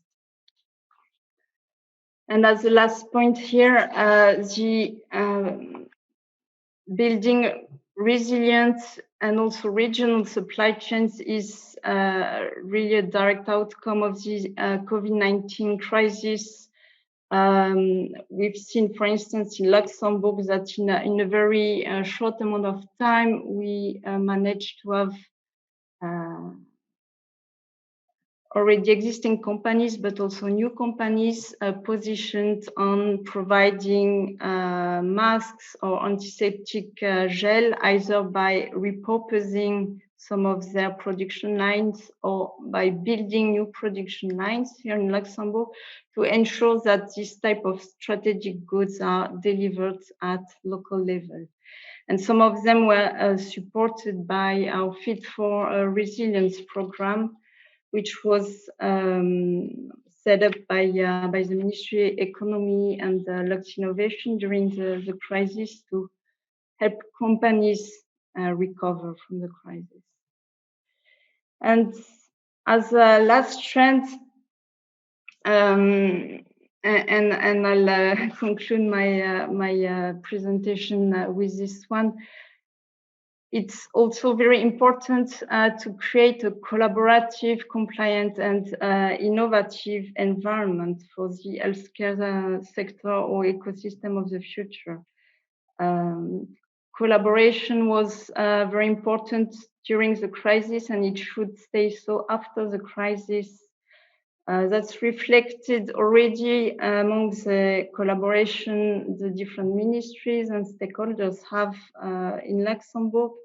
That's also now materialized via the Gesundheitstisch, which brings around the table all the relevant parties to work together on a national healthcare plan. But I also would like to mention here the call for public-private partnerships set up by the Ministry of Economy, the FNR, Lux Innovation in the health tech sector, and to bring public and private partners to work together on innovation projects in the health tech sector. We also see that it will be very important to leverage all the data which are now collected to innovate or to provide healthcare innovation in the future.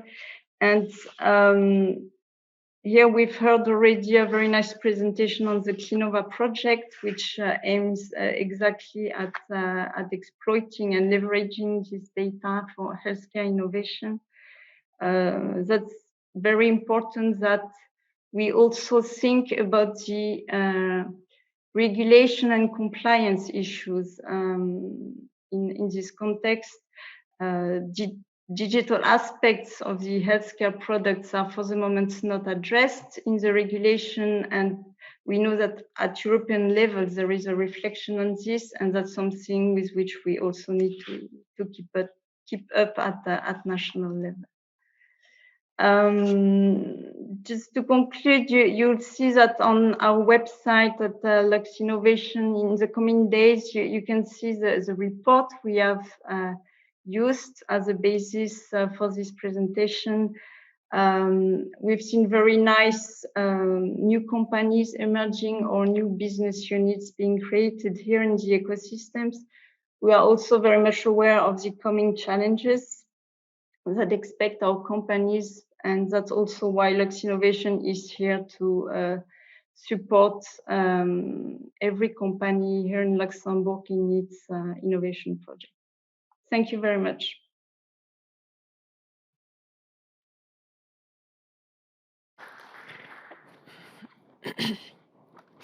Thank you, Sarah, for your insights, as always, highly interesting. Now, on to the next speaker. I would like to introduce you to Kyriakos Hatsaras. He is the European Partner Chief Manager of BioMind, based here in Luxembourg, and his expertise is technology adoption by healthcare companies of new AI softwares. It is a big task, and you're here to tell us about about your best practices and how to go about it, and maybe some recommendations for other companies. So, Kyriakos, over to you. Thank you, Carole. Can you hear me well? Good afternoon, everyone. We are late in the day, so I will just try and make the presentation as exciting as possible for everyone in the room. We are here to, in effect, honor the motto of the conference, to share our experiences for that key moment, in essence, when we have addressed our regulatory and now we need to generate evidence. So we need to start the journey of our product or technology of adoption in the healthcare market. So how do we go about doing that? So just a few words about BioMind and indeed the talk and about me. So as Carole said, I'm the European Partnerships Manager. I design and oversee the implementation of the partnership program in the UK and in Europe, or in the European Union now, the UK being a separate legal and regulatory jurisdiction. So what I'm going to talk about is some of the best practices we have seen and applied, and I will also briefly discuss how they apply in our case for our product and our technology. So we can start or if I'm to do this, we need to move one slide further. Yes, so thank you. So BioMind is an artificial intelligence clinical application suite. It has been certified as a software as a medical device for classification of brain tumors, classification of stroke pathologies, and COVID-19 pneumonia. Its intended purpose is to provide that assistive diagnosis for radiologists and other medically trained professionals. It is designed in Singapore, developed in China, and introduced to the EU and UK markets in 2019 to 2020. As a company, we're indeed very young. Thank you. So the company was founded in Singapore with its research center in China in 2018 to 2019. And in Luxembourg, we have been since mid-2019. You can see just the two key screenshots here as to why the system is, or how it can be made useful. So on the left-hand side, we see a classification of a smaller tumor, a glioblastoma, already quite small, at least at this, on this image. And being it quite small, it might pose difficulties to less experienced neuroradiologists and radiologists in its classification. Normally, this review of the scan would take about 20 minutes, even in a specialist center. The system does this in about 5 to 8 seconds. So you can imagine that in a high workload situation of a number of scans to be reviewed, that reporting, review, and turnaround time is substantially reduced. So this is just an indication of the health economic benefit that the system readily brings. On the right-hand side, we have a very, very small embolic infarct. Now that is possibly the onset of a stroke, and it's very small, and the patient might present with an initial symptomatology in terms of a headache and loss of motion in the right part of the face, if that's the, if I'm looking at the scan well. So the system can indeed identify the pathology and offer that assistive diagnosis. So in essence, it is particularly useful for hospitals where that advanced expertise in neuroradiology seems to be lacking. So, in essence, when we talk about healthcare technology adoption, we talk about how we make a difference to the lives of patients and the everyday reality and workflow of healthcare professionals. So, The first criterion really is for us to have a high impact intervention. What does high impact intervention mean? So it has to meet an unmet medical need. It has to have that health economic benefits trajectory of reducing costs, or to the very least be cost neutral. And also it has to make an impact on policy. And if your technology can do all three, if it can meet all three of these criteria, then it is likely that the impact would be quite substantial. And in our case, we know that, and it's been evidenced in the literature, that brain tumor care is rather stagnant and with no progress at all since the 2010. So there is a high unmet medical need for what is the 10th most significant brain tumor or type of cancer in terms of prevalence around the world. Stroke remains an important cause for death across the world, currently second. And of course, COVID-19 in itself as a disease and SARS-CoV-2 as a virus do not need any references or introductions.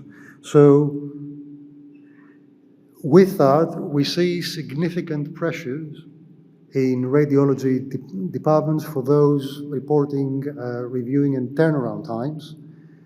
And so such a system with its offering of assistive diagnosis in far reduced time is able to make a difference. And of course, we do see more widely that workforce attrition or reduction in terms of radiology, and also some in-country aspects. So, for example, in the UK, there has been at least one study documenting that later diagnosis has been a contributing factor or has been associated with higher mortality rates than the rest of Europe. So here we will go just a little bit into the literature, but from a practical viewpoint in essence. So these are key aspects as documented in the work of Rogers, who looked at the innovation adoption and how it tends to happen. So the first aspect is trialability. So we need to ask ourselves, how easy can we make it for healthcare professionals to trial our technology, our offering, with minimal commitment and indeed investment? So do we make it easy for them or not as much, perhaps? The second aspect is the advantage. In any opportunity, such as the adoption of the technology, there are risks and rewards. So do we explain them rather well? Are they understanding? Are they being our stakeholders within the healthcare organization, the healthcare environment?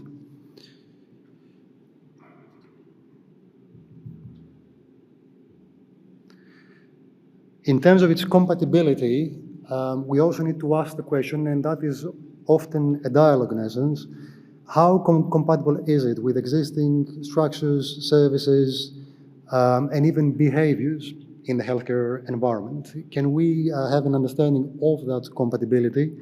And what can we do in terms of our product development and enhancements to help with that?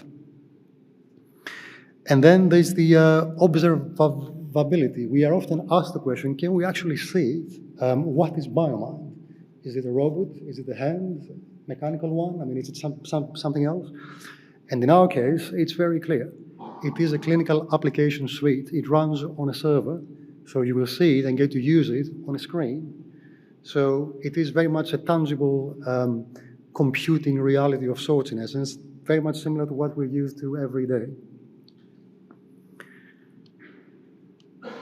And with that being the key aspect for us as to how to approach the healthcare environment and talk about that generation of evidence, the key question that we'll always have to contend with is, coming from the healthcare professional and some of the most senior, is, okay, I see your materials, your presentation, I understand what your technology can do.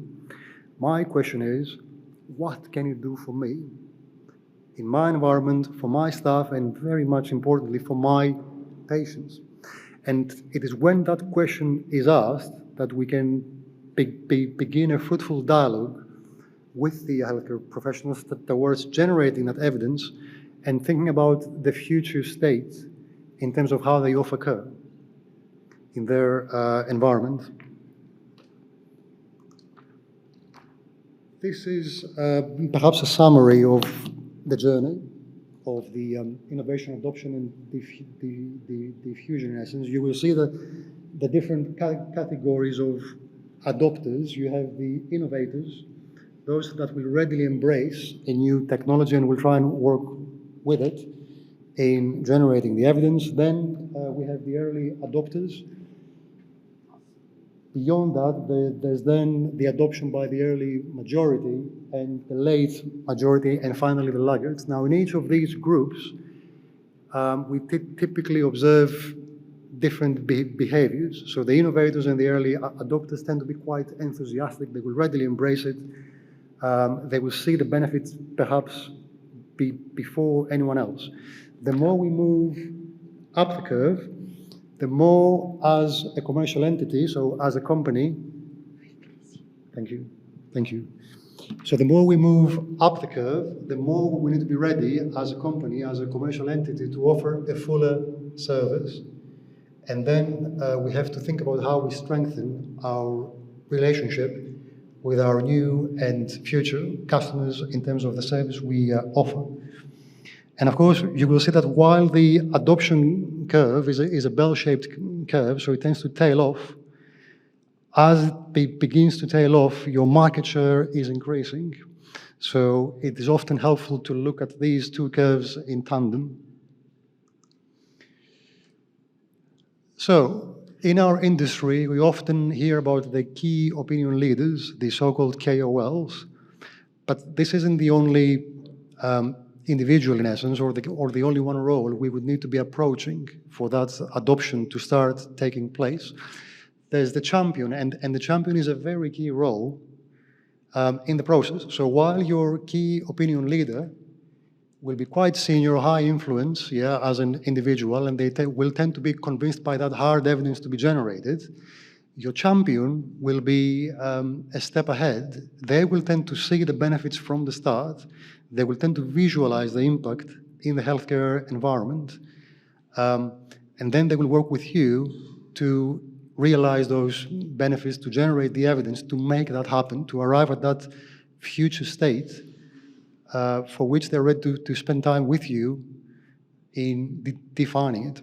And I'm very pleased to say, by the way, that here in Luxembourg, in our clinical partner, we have one individual who happens to be the head of the radiology group at Hôpital Robert Schumann, who is acting both as a KOL and indeed a champion. And it's often very helpful to have both in one, because they can take a look at the hard evidence, the science-based evidence, and define next steps with us and with you as to how the technology is to be adopted. Of course, a key piece is stakeholder management. And here we have to think more widely and beyond any individual healthcare environment that we might be targeting as an evidence generation site or a future customer. So we have to have an ecosystem view. So we need to identify our stakeholders and then meet with them in their own time, regularly, on a one-to-one, as well as in project mode. So once a project is set up and it's up and running, important is as well to highlight the benefits, the rewards and the risks to them. And those may be appreciated, perceived at a personal level, so with regards to their role, but there will be benefits for the organization. So one example in our case is that reduction in terms of scan reporting turnaround times. The future state is quite important. We will talk about that on the next slide and the principles we tend to apply. And then the usual good professional etiquette. So be there on time, send updates with regular frequency, and work with them in a consensual way to understand their requirements. Indeed, it has been shown in the literature that the promotion of that consensus among the players and stakeholders in a healthcare environment leads to that robust requirements gathering process and supports that. I would go as far as to say that healthcare isn't really the field or sector for any conflictual predisposition. We are all there for the benefit of patients. We have to find the consensus and design the future state in that way, on that basis. So, in terms of requirements gathering, we think of that as follows. So there will be the technology. It has to be adopted, embedded. So there will be a future state. And actually, when we come to see and think about what we hear in terms of opportunities for wider use in a particular hospital, the opportunities tend to come from linking up BioMind, in this case, with other hospital systems. So PACS is the main example. So once we achieve that seamless integration between the picture archive and communication system, the system that stores the images in a hospital, and our AI solution, then that's one step ahead in terms of, and further, in terms of designing that future state workflow. Here are some of our key stakeholders, in essence. There are the clinicians, the nurses, the researchers, the IT staff, very important. They can provide with you with all the knowledge you need about, in effect, installing your system in the hospital. And we also have to think hard sometimes about the regulatory compliance and the ethics, particularly with AI, which that tends to be still quite new. And I mean, I often personally found that the more intellectually fruitful debate is about the ethics of using our solution and enhancing it in each of the healthcare systems we are in by now.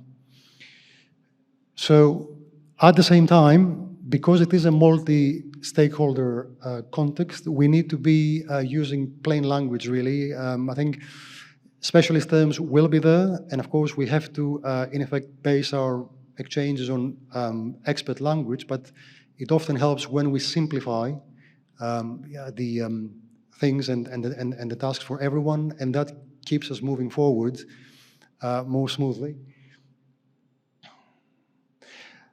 Also to mention as well that because it is a multi-stakeholder context, you will see that different specialisms in the healthcare environment tend to appreciate and understand and then use different types of evidence.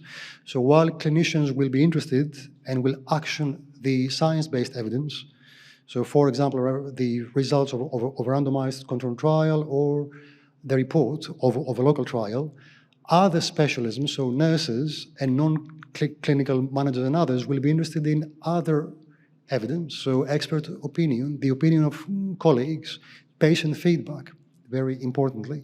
So whilst we tend to, in effect, focus on hard evidence, science-led evidence, these other types of evidence are equally important for the acceptance and the adoption of the technology. So we aim for workflow integration, and this is really the 2B. So once we adopt once we have the technology adopted, what is the future state? And in this regard, there are two key principles we tend to base ourselves. One is economy, and the other one is security. Why economy? Because I think we all understand that healthcare systems around the world are indeed facing pressures cost-wise. So we have to be able to show an interest in that and use and reuse IT and other equipment that might be available. Security is, of course, another topic. Information governance is a very important aspect of managing data in any healthcare system in Europe, the UK, and indeed around the world. And so the security of the data comes first, and then beyond that, the secure use, the safe use of the system for practitioners and patients is also key. So with security, let me add the safety as well, which is of course a key objective of any clinical trial. So it has to be, in effect, understood as part of security. Then there are some other best practices, as you see. So we do design the to-be state in order to minimize risk for patient safety and practitioner safety. We typically keep with system diversity, resilience, security in IT terms, and scalability. So allow the system, once live in the hospital, to automatically scale so that we do not have any interruption in terms of the service we offer. Another important aspect is the planning, in essence. I mean, when we approach a healthcare environment, a healthcare organization, our technology and its adoption is at the forefront of our minds. That's fair, but we do have to remember that there are other projects, other programs going on in that environment, particularly in large hospitals. So you may have larger systems that are being phased in, and indeed other priorities for the IT and other groups within the hospital. So there has to be that understanding that we have to work together in an agenda that might be more pluralistic than singular. And so, again, the consensus, quite key in terms of promoting that robust requirements gathering where everyone has a say in defining that future state in terms of the workflow and the everyday working reality in high pressurized environments. The results. So, simple question in business terms, what does good look like in this activity? And I think that excellence can indeed be exemplified by published studies on the evidence of your technology, the proven value add, and that stakeholder consensus where everyone understands and are indeed aligned towards the change that is about to take place by adopting and having your technology more widely diffused even in the healthcare system. And for us, we have been able to move towards that direction in the following ways. We have had a positive expert opinion by the European Society of Radiology.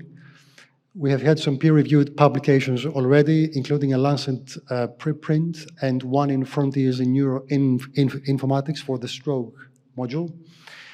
We have had regulatory approval in the EU via TÜV Rheinland in Germany, and by through the MHRA in the UK, the Medicines and Healthcare Products Regulatory Agency. And very interestingly and very excitedly so, we have completed a pilot validation not very far from Luxembourg, in Mainz, in nearby Germany. And we have one ongoing, even more exciting in essence, because the sample there is far greater, and of course London, as a very big metropolitan center, has higher prevalence in terms of brain tumor. So that study is ongoing at UCLH, at University College London hospitals. Here in Luxembourg, we have had a very good example of how the system can be used. The COVID-19 module has been used as a consultative tool by Hôpitaux Robert Schumann, the radiology group, during the COVID-19 crisis. And we have been able to see for ourselves that by taking a few simple steps in terms of IT and making the system available, for example, while clinicians work from home, we were able to offer that second opinion to the radiologists reviewing CT scans of patients. Now that in itself is indeed very valuable as a contribution. And the journey is of course ongoing, and I'm sure Carole will say we have huge work in front of us. The next slide is just a collage of what we have been able to put together and in place. We're particularly thankful for the support of the ministry and indeed Lux Innovation in Luxembourg. Hôpital Robert Schumann here, you see one of our webinars last year for the use cases for the system in European hospitals with Dr. Jean-Baptiste Niederkorn and our experts from Singapore and China. The publication, that's the paper in Frontiers in Informatics, and before the pandemic started, our RSNA presentation together with Hôpital Robert Schumann. Many thanks.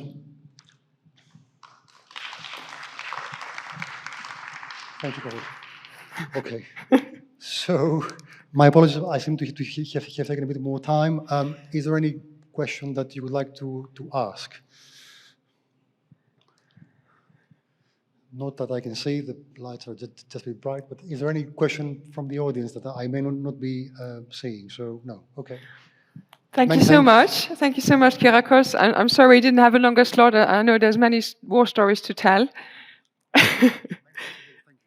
Thank you so much. I would like us to take us to our next expert. He's been waiting patiently for us online. His role with All Health is developing clinical partnerships across the globe with payers, providers, regulators at driving population scale for integrated continuous monitoring. The platform bridges the gap from a transition from a fee-for-service for fee-for-value model. His presentation is dedicated to global health tech search and the golden opportunity for transition to Care 0.20. Please give a warm welcome to Dr. Borzo Baradari, who is connecting with us right now. Borzo, you're there. Wonderful. I hand over to you. Good luck. Thank you. Thank you. Thank you, Carole. And thank you all for staying on. I know it's late afternoon. I'm calling out of Dubai. Wasn't able to be in Luxembourg, but here we go, the new word. So my name is Borzo Baradari. I'm the VP of Global Clinical Services for All Health. And I'll be discussing the global tech search and the golden opportunity to transition to Care 2.0. A little bit about myself. As Carole already mentioned, I'm actually from Luxembourg and did my clinical training in London and left the NHS for greener pastures, ended up doing some strategy work, and then ended up joining the Cleveland Clinic in that Greenfield project in Abu Dhabi in order to gain more operational experience and to understand what the challenges are in health systems and in hospitals. And ultimately, towards the end, I ended up working a lot more around innovation right before COVID hit. And we were looking at finding startups that could help hospitals solve some of the challenges we've had, which we couldn't solve with legacy companies that were already part of the system. So we created an incubator within the hospital. COVID hit, we started doing a number of clinical trials. After COVID, I decided then to join one of these companies. So my perspective is really coming from someone who's been in clinical, then moved into strategy, more high level within the Middle East, and then a lot of operational experience, spent about 8.5 years with Cleveland. And then now with All Health, our company is based out of San Francisco. We have an office in London. We opened an office here in the UAE.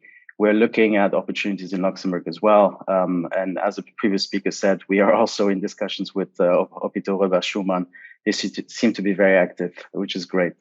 So I'll get started. The presentation will really be around showing you 5 different forces that we, or I believe, are creating an opportune moment for health systems and hospitals to jump into the next wave of health tech that's coming. Now, everything really starts nowadays with COVID, and from a health tech perspective, really, there's been a silver lining coming out of the pandemic, and I'll go through that in a bit. But the pandemic has really surfaced a lot of shortcomings of current health systems at a global scale, and which became very acute, right? So last year when I was in Cleveland, we saw a lot of patients coming through that. We saw a lot of patients coming through that had already preconditions and that made the complications much worse. So we've had patients who were in their mid-30s and were in ICUs because they had diabetes, they had different heart conditions that weren't being addressed. So it was a reality check around, suboptimal health status / restricted access to healthcare. Although there's obviously significant amount of spending that has been going on, and I'm using here the example of the US, but it's similar in a lot of different places. Second of all, here we've seen a massive change in regulation and reimbursement. This was probably the biggest driver. And since the telehealth took off about a year ago in the midst of COVID in most countries and started stabilizing, we've still seen about a 38x increase in growth of telehealth over time. The CMS, which is the Center for Medicaid and Medicare Services, they oversee about $800 billion of healthcare spending in the US, have again extended their telehealth codes for 2021. And as of about a month ago, they added 18 new services that are now, again, temporarily approved for virtual care. So it starts, shaping the direction that we're going. Obviously, the US is, heavily at the head of the spear on this. The second or third really driving force is this aging demographic that is driving up costs even more. And what I mean with aging demographic is the share of 65-year-old plus. In the US, what we're seeing is it stands currently at about 17% of their total population, which will grow to close to 22%. At the same time, the percent of GDP spent on healthcare in the US, according to many, is completely unsustainable at about also 70%, increasing, and that represents about a $3 trillion spend on an annual basis. The other countries in Europe are a little bit lower, slightly lower. I believe Luxembourg is probably around 6 or 7% as well. So spending is just increasing significantly. At the same time, you have a supply shortage from a physician perspective. In the US, we're estimating a shortage by 2030 over really the next 10 years of about close to 50 to 140,000 physicians. That's based on various models. That's why you see this big gap when physicians will retire, whether there be incentives for physicians to retire later than sooner, and going according to really traditional models of delivering healthcare. And coming back to the statement I made before around the silver lining, really from a pre-IPO investment perspective in health tech, last year and this year have really been record years. If you see here, back about 10 years ago, funding was about 2.1 billion pre-IPO for health tech. By 2020, it was tenfold. And obviously, this is when COVID started and a lot of companies starting pushing more funding into it. This year, we're seeing we expect the funding to reach almost 38 billion, which is really an unreal amount of funding going into healthcare technologies. By June, there's been already 48 deals that were funded, so more to come by the end of the year.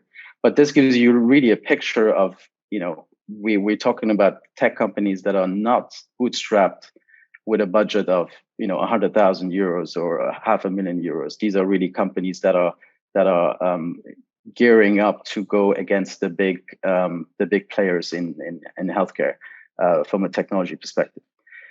And this is what we're seeing. What is the innovation disruption? In which area is it happening? The EHR is really where we would call it the first wave of digitization in healthcare, where you moved from paper to digital. And that's been a very painful experience for a lot of health systems from a cost perspective, but also from an physician engagement and satisfaction perspective, because most EHRs have really lived very short of expectations on that front. So what we're seeing, and I'm using the example of Epic, because Epic is one of the largest ones, at least in the US and global. They have about 250 million American medical records, and they control about 30% of the market share on hospital EHRs. So you could see that where it started with telehealth, there's 10 really different areas that are being carved out by smaller startups that are trying to deliver a better experience on the provider side, better experience on the patient side, better outcomes, as well as reduce cost.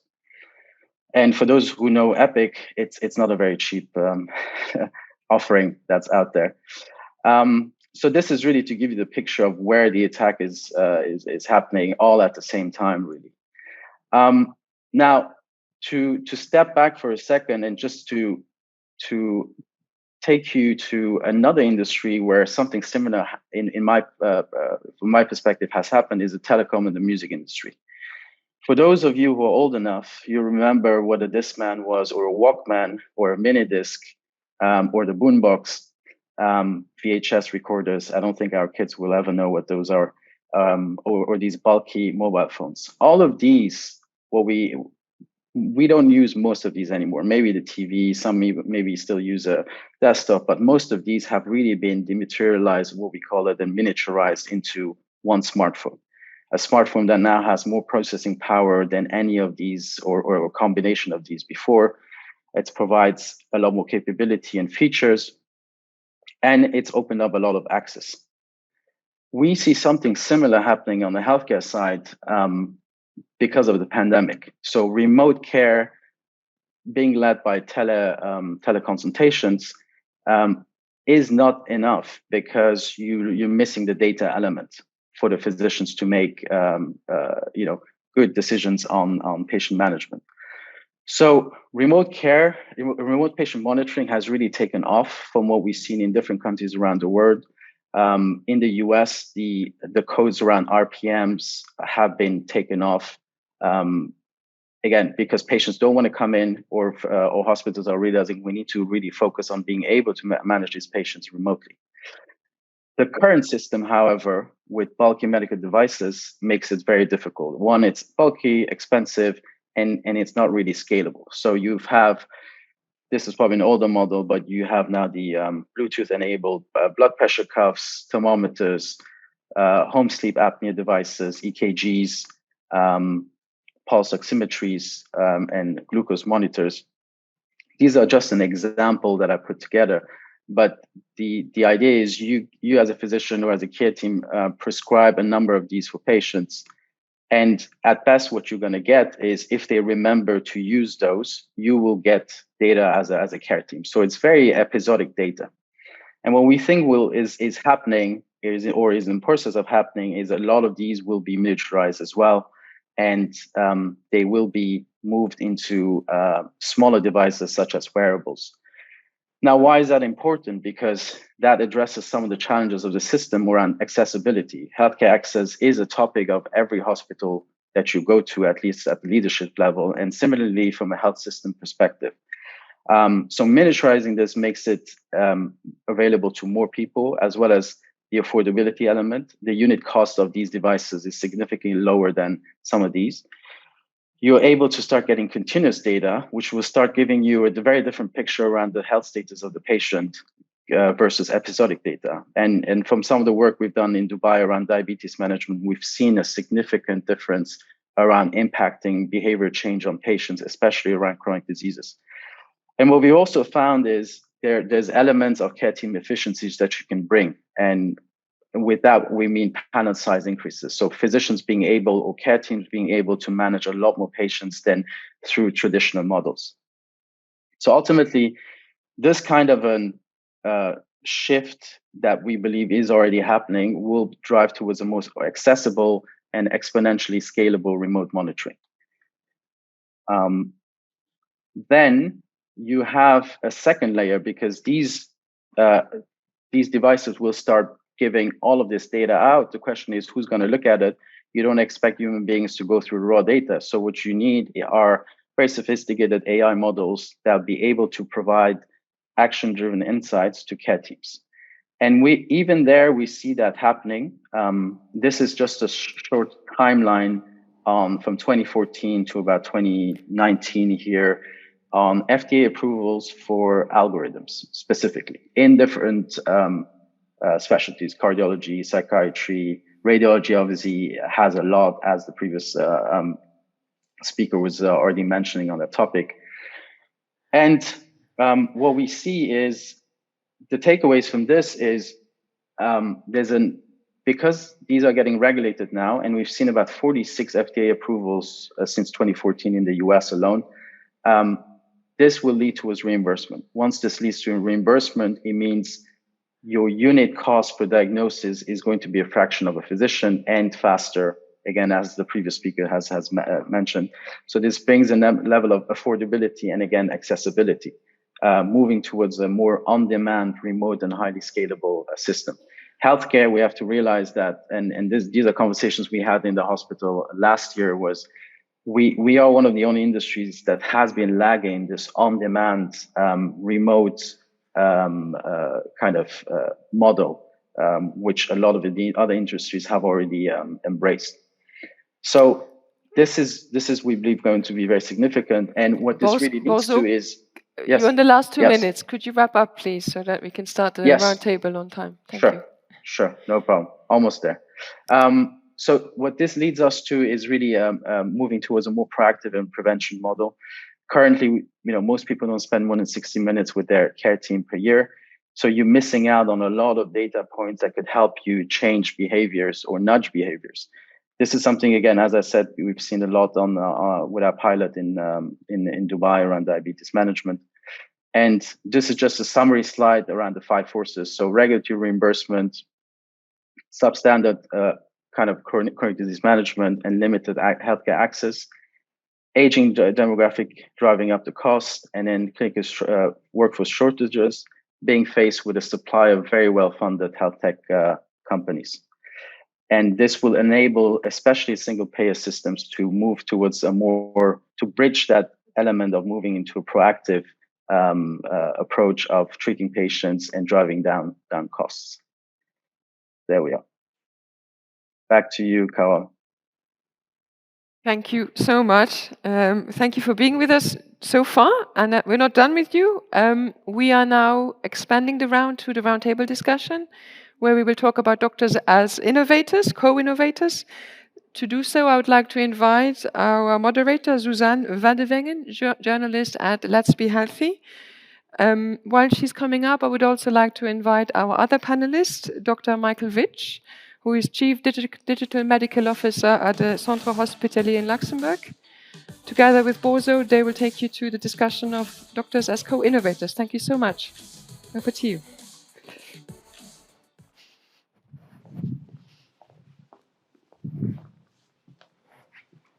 So hello, everyone. Hello to you too. So please have a seat. I'm really glad to be here to moderate this roundtable, but of course, I'm going to let you both talk about digitalization and, of course, how does it impact on a daily basis, especially for you as a doctor and for you as an innovator. So please go on, and I will be there to direct a few questions. Or if you don't know what to say, you can just rely on me. I always know what to say. So who wants to talk first? I'll let the gentleman get started. I already had my 10, 15 minutes of talking, so I'll take a small break.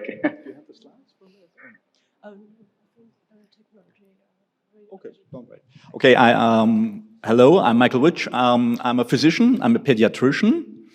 And I started to create an electronic healthcare system 20 years ago because I was not able typing all the time with my hand. Nobody can read it. And the flow of information was so weak in our hospital that we need a stronger system to share information. And now, I moved 10 years ago to Luxembourg, and here I found in my diabetic department a way to integrate all these, what we have heard from you, in my daily work. I just came now 30 minutes ago from my consultation, and what do I do there? We have diabetic patients. They have their pumps and meters. They send the data all the time, not only occasional, in real time, the whole day, to their devices, to the cloud, and we can analyze them. When I see them on consultation, I can give them advices. How do they change the treatment opportunities, what they can do? And these modern technologies, they have algorithm in the insulin pump, for instance. They already know how much insulin they would give to the patient. And they control the blood sugar now during nighttime almost perfectly. So what we see is that the technology is not only, for nice slides, it's really in our daily business. And of course, as doctors, our role becomes more and more to accompany the patient in the best choice, because not all patients are fit for a lot of technologies. Some of them, adolescents, sometimes they don't like to wear something, on their body. They want to be free. So of course, we need the miniaturization of all these devices. They are sometimes even today too big. But there are many patients, they love it. Imagine parents with a 1-year-old child who has diabetes, checking 5 times a nighttime. Now the technology is taking over this, and it alerts the parents, and it also regulates the blood sugar, that there's no more real alert necessary. So that gives so much more quality of life for the patients, and also in my field for the parents. That is amazing what we can do now. We are talking about the radiology, and I work in the Centre Hospitalier. So I started now 5 years ago that my images for the bone age, there's a specific measurement which I need to not to control the age of a body. Younger bones are aging in the first years of life, and what we want is to have this information, because we have diseases where it's retarded or where it's accelerated. And the technology is doing it perfectly. We use the radiologist as a control and to look at other aspects of the image, but this measurement of the bone age is done automatically today. So therefore, we have a huge help with the technology, but I have to admit, in many other aspects in our hospital, we are in Stone Age. Because what I do, I have perfect systems who do a single task, but the transfer of information from one system to the next system is often human by me. So I write down, the result of this bone age in my healthcare record. So there's a huge workload in the next year that these information become really fluently, that we have a real digitalization, and that we can work with this data. Because what we do in my hospital, where I told you that we start having all the data from the patient, but now we do benchmarking with it. We compare ourselves twice a year with over 150 centers worldwide, even with huge universities in the US and Canada, also in your area, and we look where's the best in class, and what was his model to become better. So we share this data to improve the outcome of our patient, because you can imagine in diabetes, 20 years of a bad control means you have tremendous consequences for the patient. The renal insufficiency, you have heart attacks, you have a lot of problems. But when you treat them from the beginning well, they have almost the same life expectancy that a patient without diabetes. And that's so, that gives us also so much hope that when we use the technology right and we overcome the burden of using it in a regular way, that means, becoming more smaller, more user-friendly, then really we can help our patients. And we want to learn from this data to make our daily business much better. And we share this data in our team. It's not only the physician. We discuss it weekly with our nurses, with the psychologist, with the dietitian. So the whole team is in this process also of feeding the system, not, doing it twice, because it's so much work transferring data from one system to another. So what we try is integrate in one system all the data directly and get in output for the benchmarking and, of course, for our daily work with the patients. And just to end up, in the future, we will integrate also automatic help. We have a colleague in the Netherlands. He has created a system where the patient already receives some messages. Hey, your blood sugar is quite high. Maybe you check. You can say, okay, that's embarrassing. I don't want to be, just out for a meal, dinner with friends, and my iPhone is telling me, hey, Michael, you have to do something for your health. But it will be the future. You see it in your cars, and of course, we will see it also for chronic diseases. That, of course, you can use it, and you can say, no, that's not my business to use this technology, but it can help tremendously. So, Bodyo, from your perspective, now that you heard Michael, would you say he's a customer? Do you listen to other people like him saying, I need this to create better healthcare? Yes, so what Dr. Witch said was resonating a lot with me. I think we should actually talk offline as well, because what we've done really with the case study here in Dubai with the diabetes clinic was we power the clinic from an infrastructure and tech perspective, and we integrate all of the different elements that Dr. Witch was talking about from a data perspective. So you have the EHR that we've integrated in. We have surveys that go to the patient via the app that come back to the platform.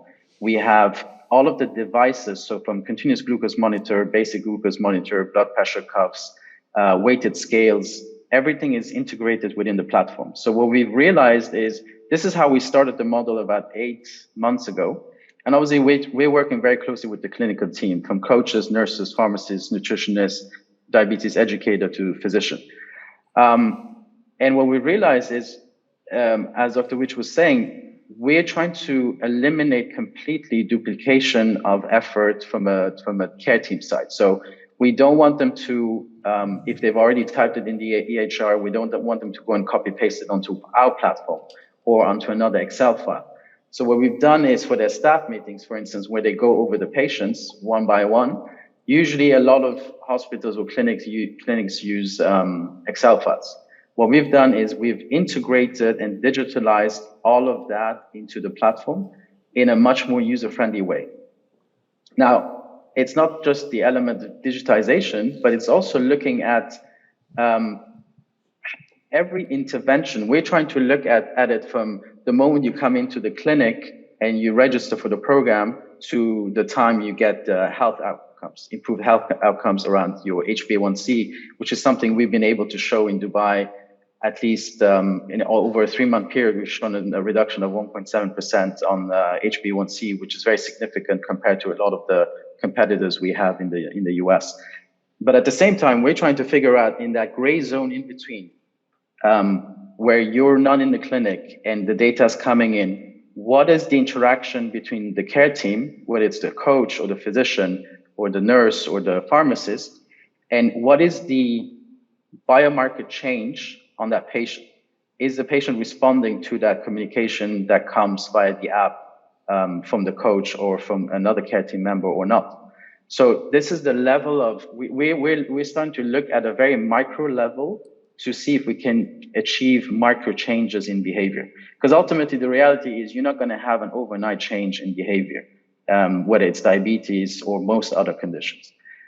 So we're trying to figure out by providing visibility into how these care pathways are really linked. So to answer your question, we are in almost daily conversations with the clinical team.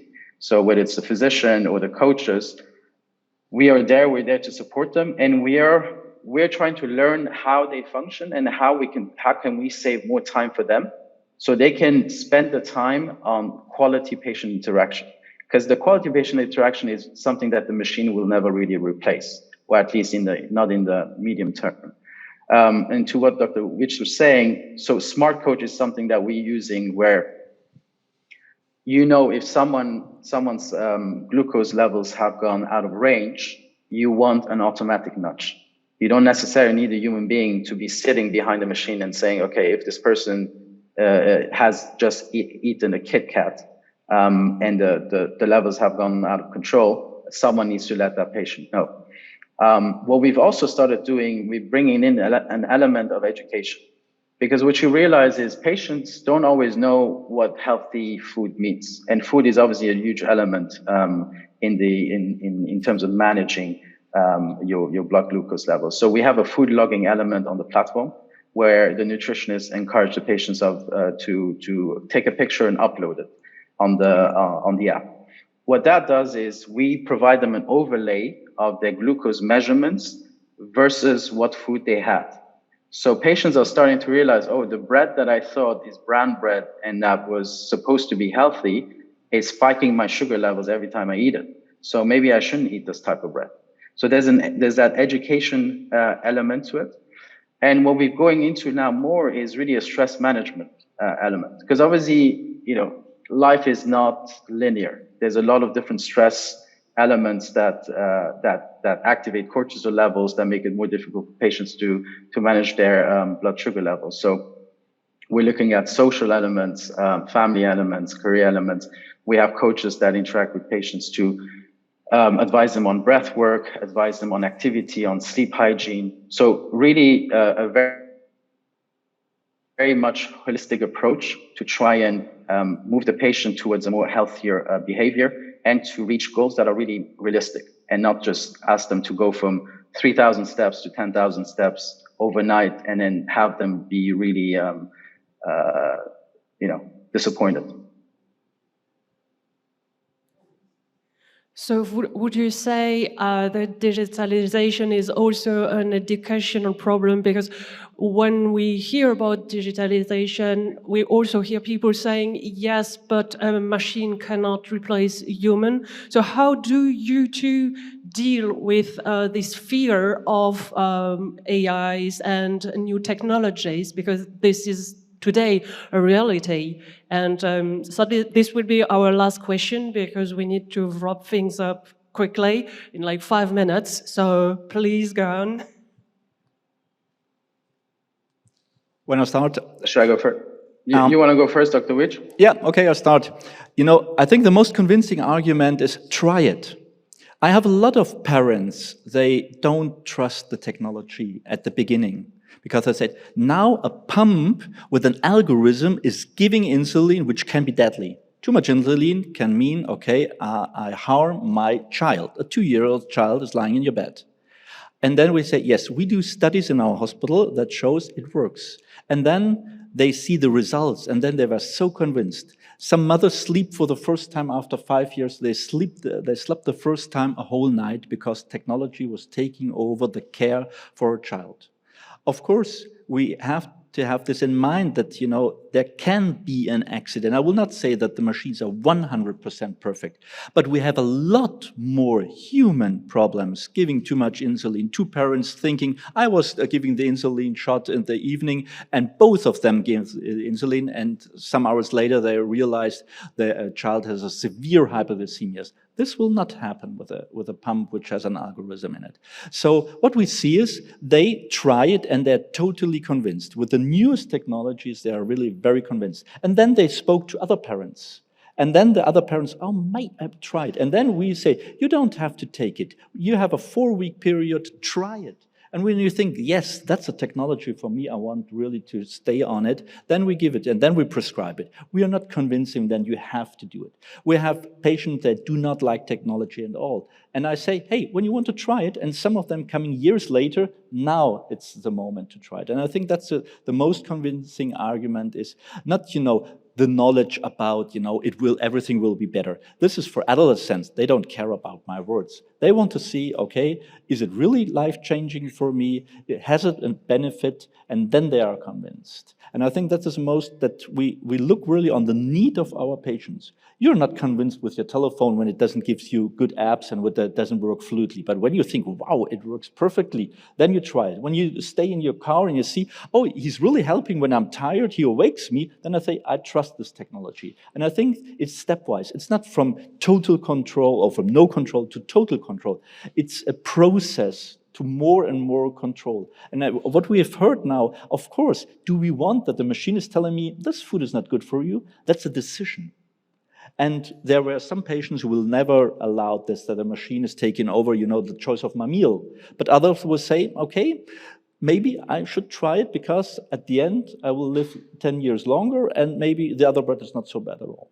So I think for me, there is a lot of opportunity. What we need is good teams that can explain and not only use it, try it, and without good explanations. You need a lot of education around these new technologies that the patients really can accept it and that they feel secure because the team is giving also this security. No, we will accompany you with this technology.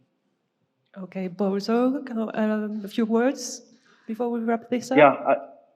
Sure. I mean, I agree with everything Dr. Witch has said, but just to add on, in our case, we have the physicians use the technologies themselves. So most of the care team is using it. So that brings an element of trust.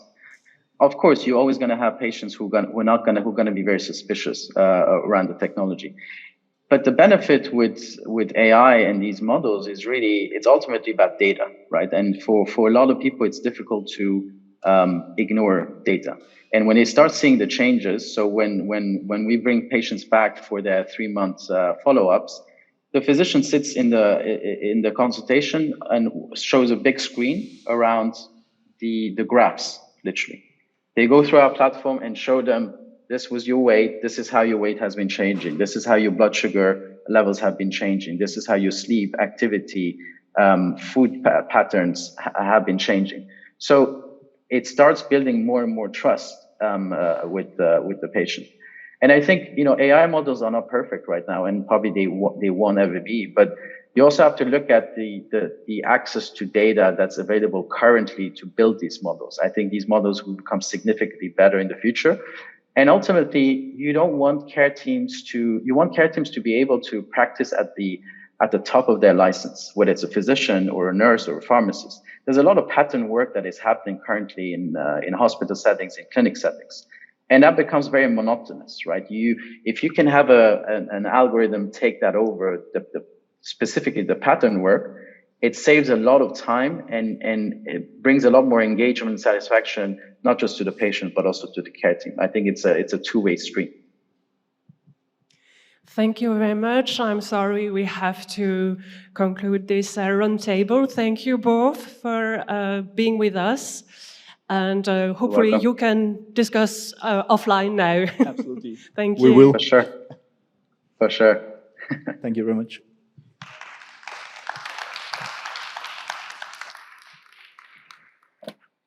Thank you.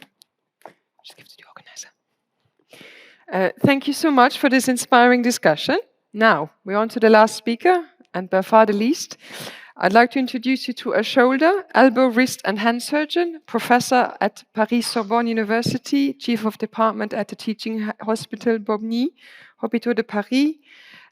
He is one of the first surgeons who's, in 2017, performed the first surgery in augmented reality, and today he will present us from mixed reality to artificial intelligence guided surgery, an example in shoulder and hand surgery. Please give a warm welcome to Professor Thomas Grégory. Over to you, Professor. Thank you. Hello, thank you. Thank you very much for your very nice and kind invitation. I'm really glad to give this keynote. And I'm sure the day was very, very busy, so I will try to be as quick as possible and to go right to the point. So let's go directly to the presentation. Yes. So yes, I'm a professor of orthopedic surgery in Paris area at the University Sorbonne Paris Nord, and I'm chief of department of an orthopedic department that is expert in upper limb surgery, shoulder, elbow, wrist, hand surgery, We are the referral university center for the north of Paris and Paris area.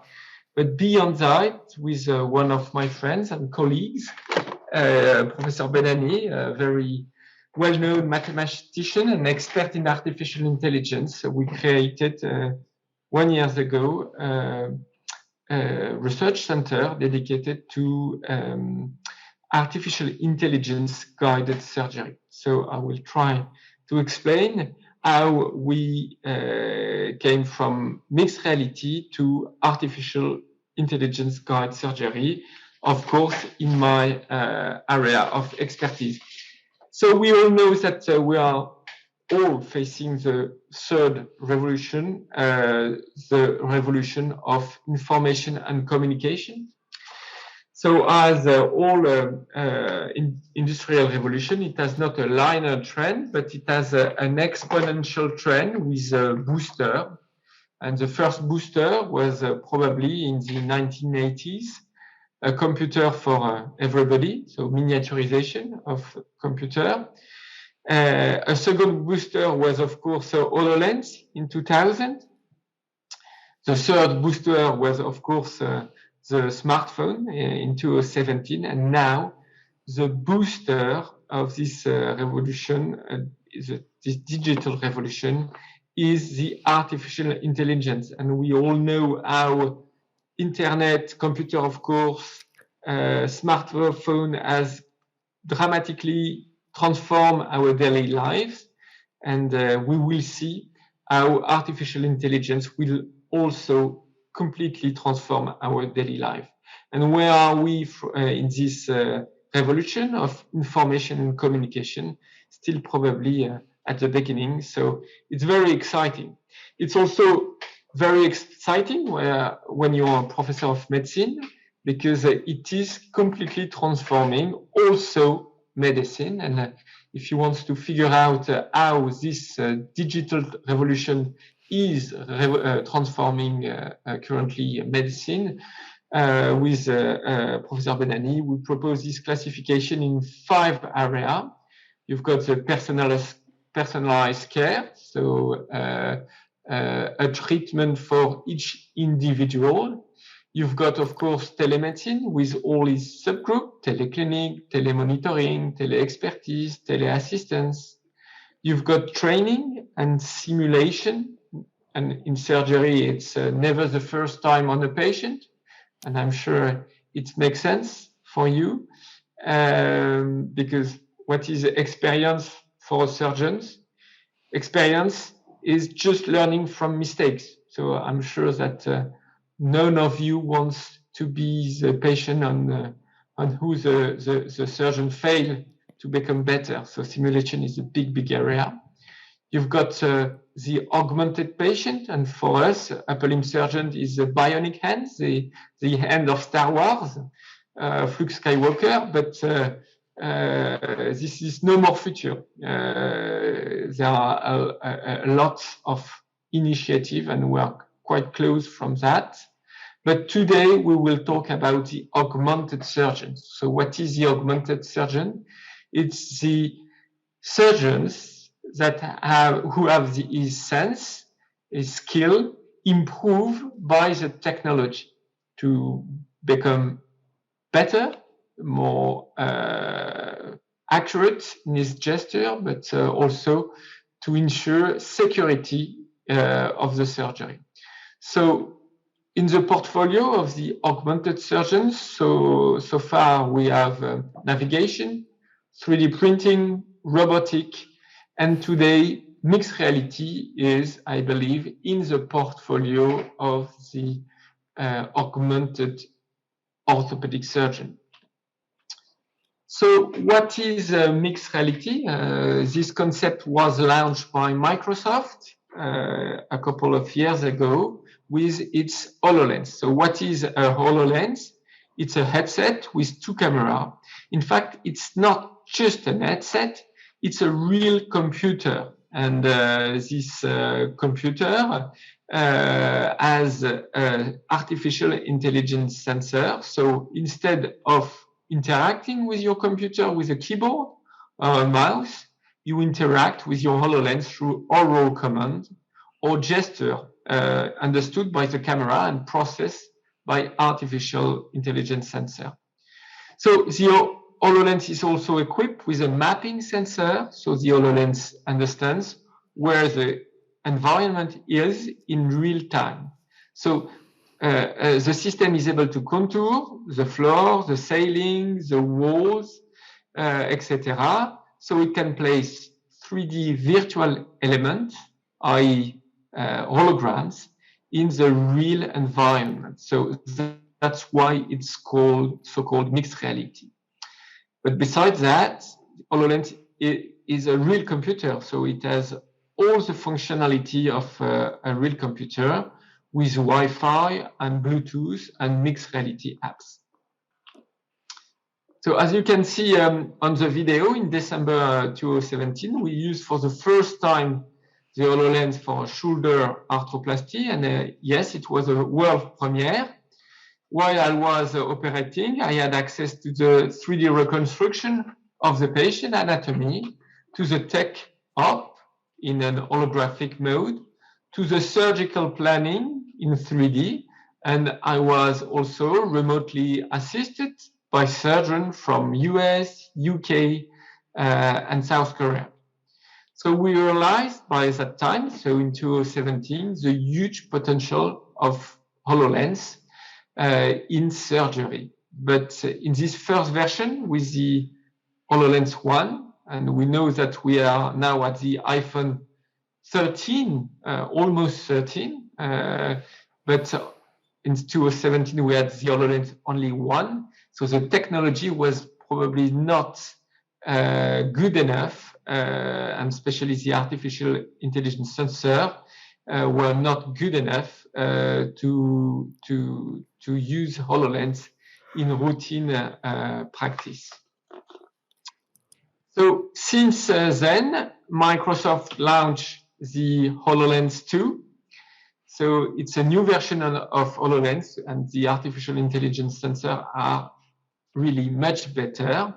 And with this version, the interaction with the holograms and apps are much more fluid and we organize. Therefore, with Microsoft, Evolutis, and my university last February 2021, an event during which, during 24 hours, surgeons from 13 countries used the HoloLens during orthopedic surgery, mainly, of course, upper limb surgery, connected to a control tower located in Paris, in the University Sorbonne Paris Nord.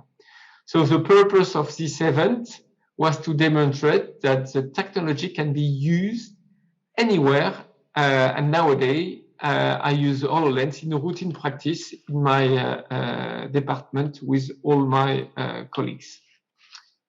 So the question is then, is the technology going to be accepted in surgery? And it's quite interesting to analyze, to refer to this publication of the Lancet. You all know, I guess, the Lancet journal, one of the biggest medical journals. So this publication of the Lancet about the factors that drive adoption of innovation in surgery. And if you analyze carefully and read carefully this article, you realize that mixed reality meets all the requirements. First, it is well known that the need for technology is well perceived and therefore encouraged by patients. And I think this is the most important, is the perception of patient of technology.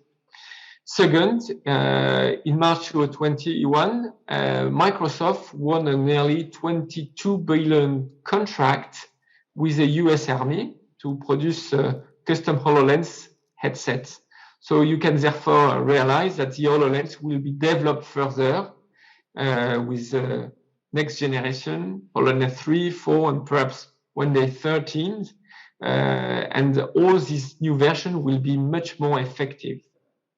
So third, mixed reality is a relatively cheap technology, and it's very important for the democratization of the use of technology in surgery. A HoloLens costs approximately 3,500 euros. So you can say, yes, it's relatively expensive, but in fact, it's affordable by any hospital in Europe or even in the world. And if you compare the 3,500 euros of the HoloLens with the million euros of a robot, you can realize that this is a tool that could really democratize a technology in surgery. So then the perception of this technology by surgeons, it is also very good. After our 24-hour event of holographic surgery, we ran a survey to collect surgeons' perception on this technology. And what is really, really incredible is to analyze the fact that all the surgeons were satisfied or very satisfied. And 95% of them declare that they are prone to continue to use mixed reality in their practice. So another interesting point is if you analyze PubMed, I'm sure most of you are familiar with PubMed. It's a research program on internet to look for all the medical publication. So the interest of medical research on mixed reality in surgery is following an exponential trend, and with now 345 publications last year about mixed reality and surgery, it follows, in fact, the same trend with a gap of 30 years than arthroscopy. So arthroscopy is nowadays a very basic and routine device in surgery, and you can foresee that mixed reality will be used in a couple of years as routinely as arthroscopy is used nowadays. So what about the benefit of the mixed reality in our current practice? And in our survey following the 24-hour of holographic surgery event, to the question which mixed reality function was found the most useful, the surgeon answered first, the capacity of the device to facilitate discussion and feedback with colleagues. Then the access to the pre-op data of the patient, but then during the surgery. And at last, the capacity to get access to the pre-op planning. And today, the first benefit of this technology is to use it by connecting the system to a Microsoft Teams meeting to share information with colleagues in order to perform live surgery, but also tele-expertise, tele-assistance, to train and to help juniors or to do tele-expertise with other colleagues, for instance, oncologists, radiotherapists, if you operate on a tumor. Another benefit of this technology is then the ability for the surgeon to access a computer during the surgery and consequently to connect with all the applications he usually used before the surgery. He has access to, in fact, the patient notes, the packs where are located all the patient imaging, the operative technique, to any model created before the surgery. He is also able to shoot photos and video and to transfer them to a secure OneDrive in order to share all these elements with the patient him or herself or with colleagues. So you can see on this video, I will try to open all the video at the same times. It's not going to be too bloody. You can see on this video how the HoloLens can be used and how HoloLens is used nowadays as a routine tool in my surgical department for all these purposes. So, what is the future? In fact, it's not really the future, it's the present, because lots of research is performed, and we have innovation every single month about creation of new applications for the use of mixed reality in surgery. So can we use mixed reality as a cheap navigation system for shoulder arthroplasty? Cheap does not mean not accurate. Of course, it's cheap and very accurate, but cheap means a tool that could democratize navigation in all the theaters. To that, you can import in the system pre-op planning and in 3D from dedicated planning software or from open source software.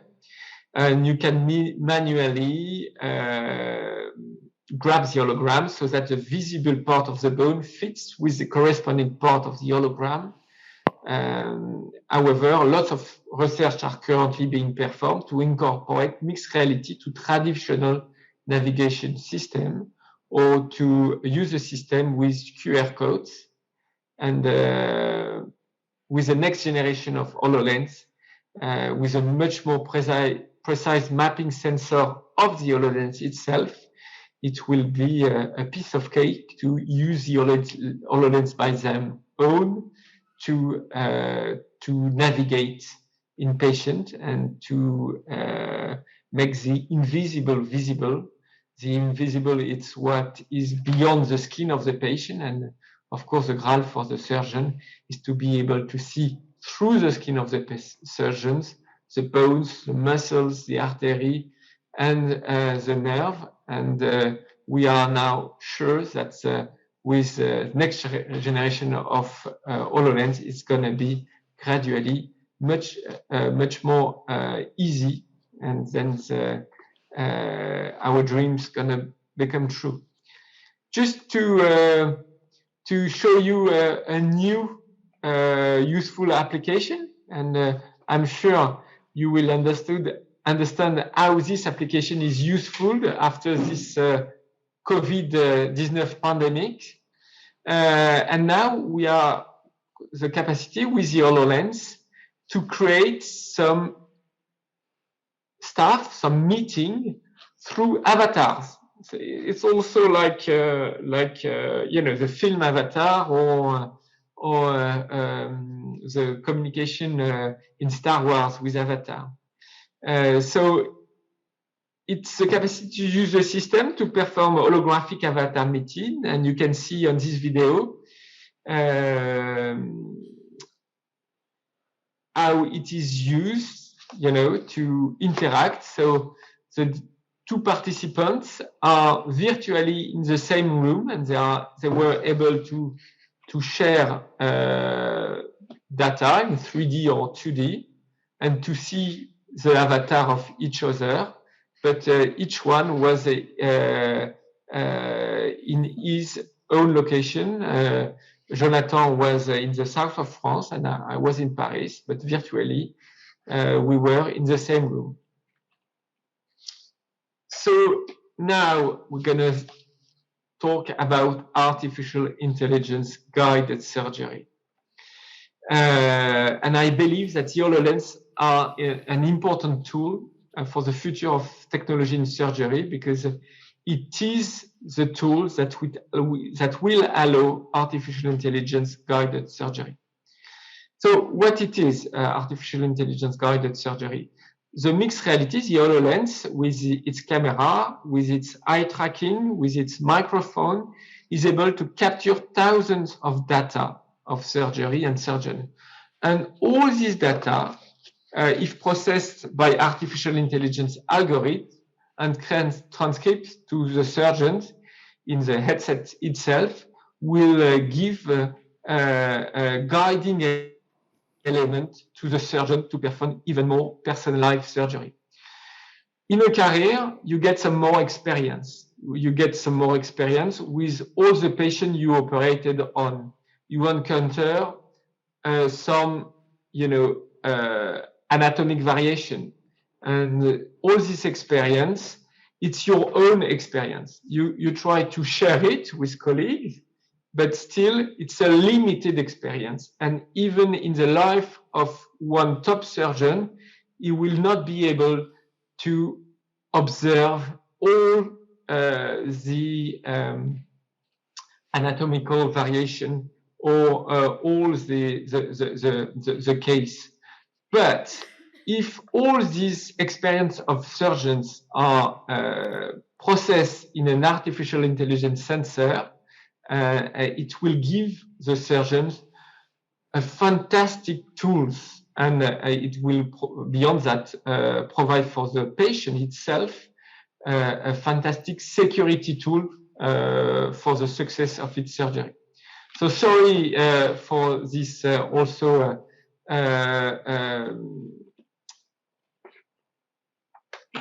image. It's a cadaveric dissection of her hand.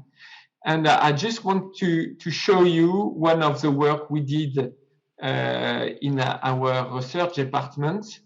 So an artificial intelligence algorithm in the HoloLens is able to detect what is a tendon, what is an artery, what is muscles, what is nerve. And it was quite easy to do that. And now we are training this algorithm to learn how to detect injuries of this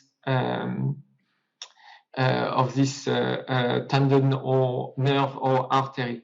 So you can imagine with the HoloLens, you can visualize the operative field, and the artificial algorithm will be able to detect what is an artery, if it's artery is injured or not, and beyond that, in a future, what is the best treatment for this lesion. So to conclude, your day, mixed reality today is in the portfolio of the surgeons. It's going to be in the ecosystem, and it's a fantastic tool to transform surgery from computer-assisted surgery to artificial intelligence guided surgery. Thank you for your attention, and I'm very happy to answer questions.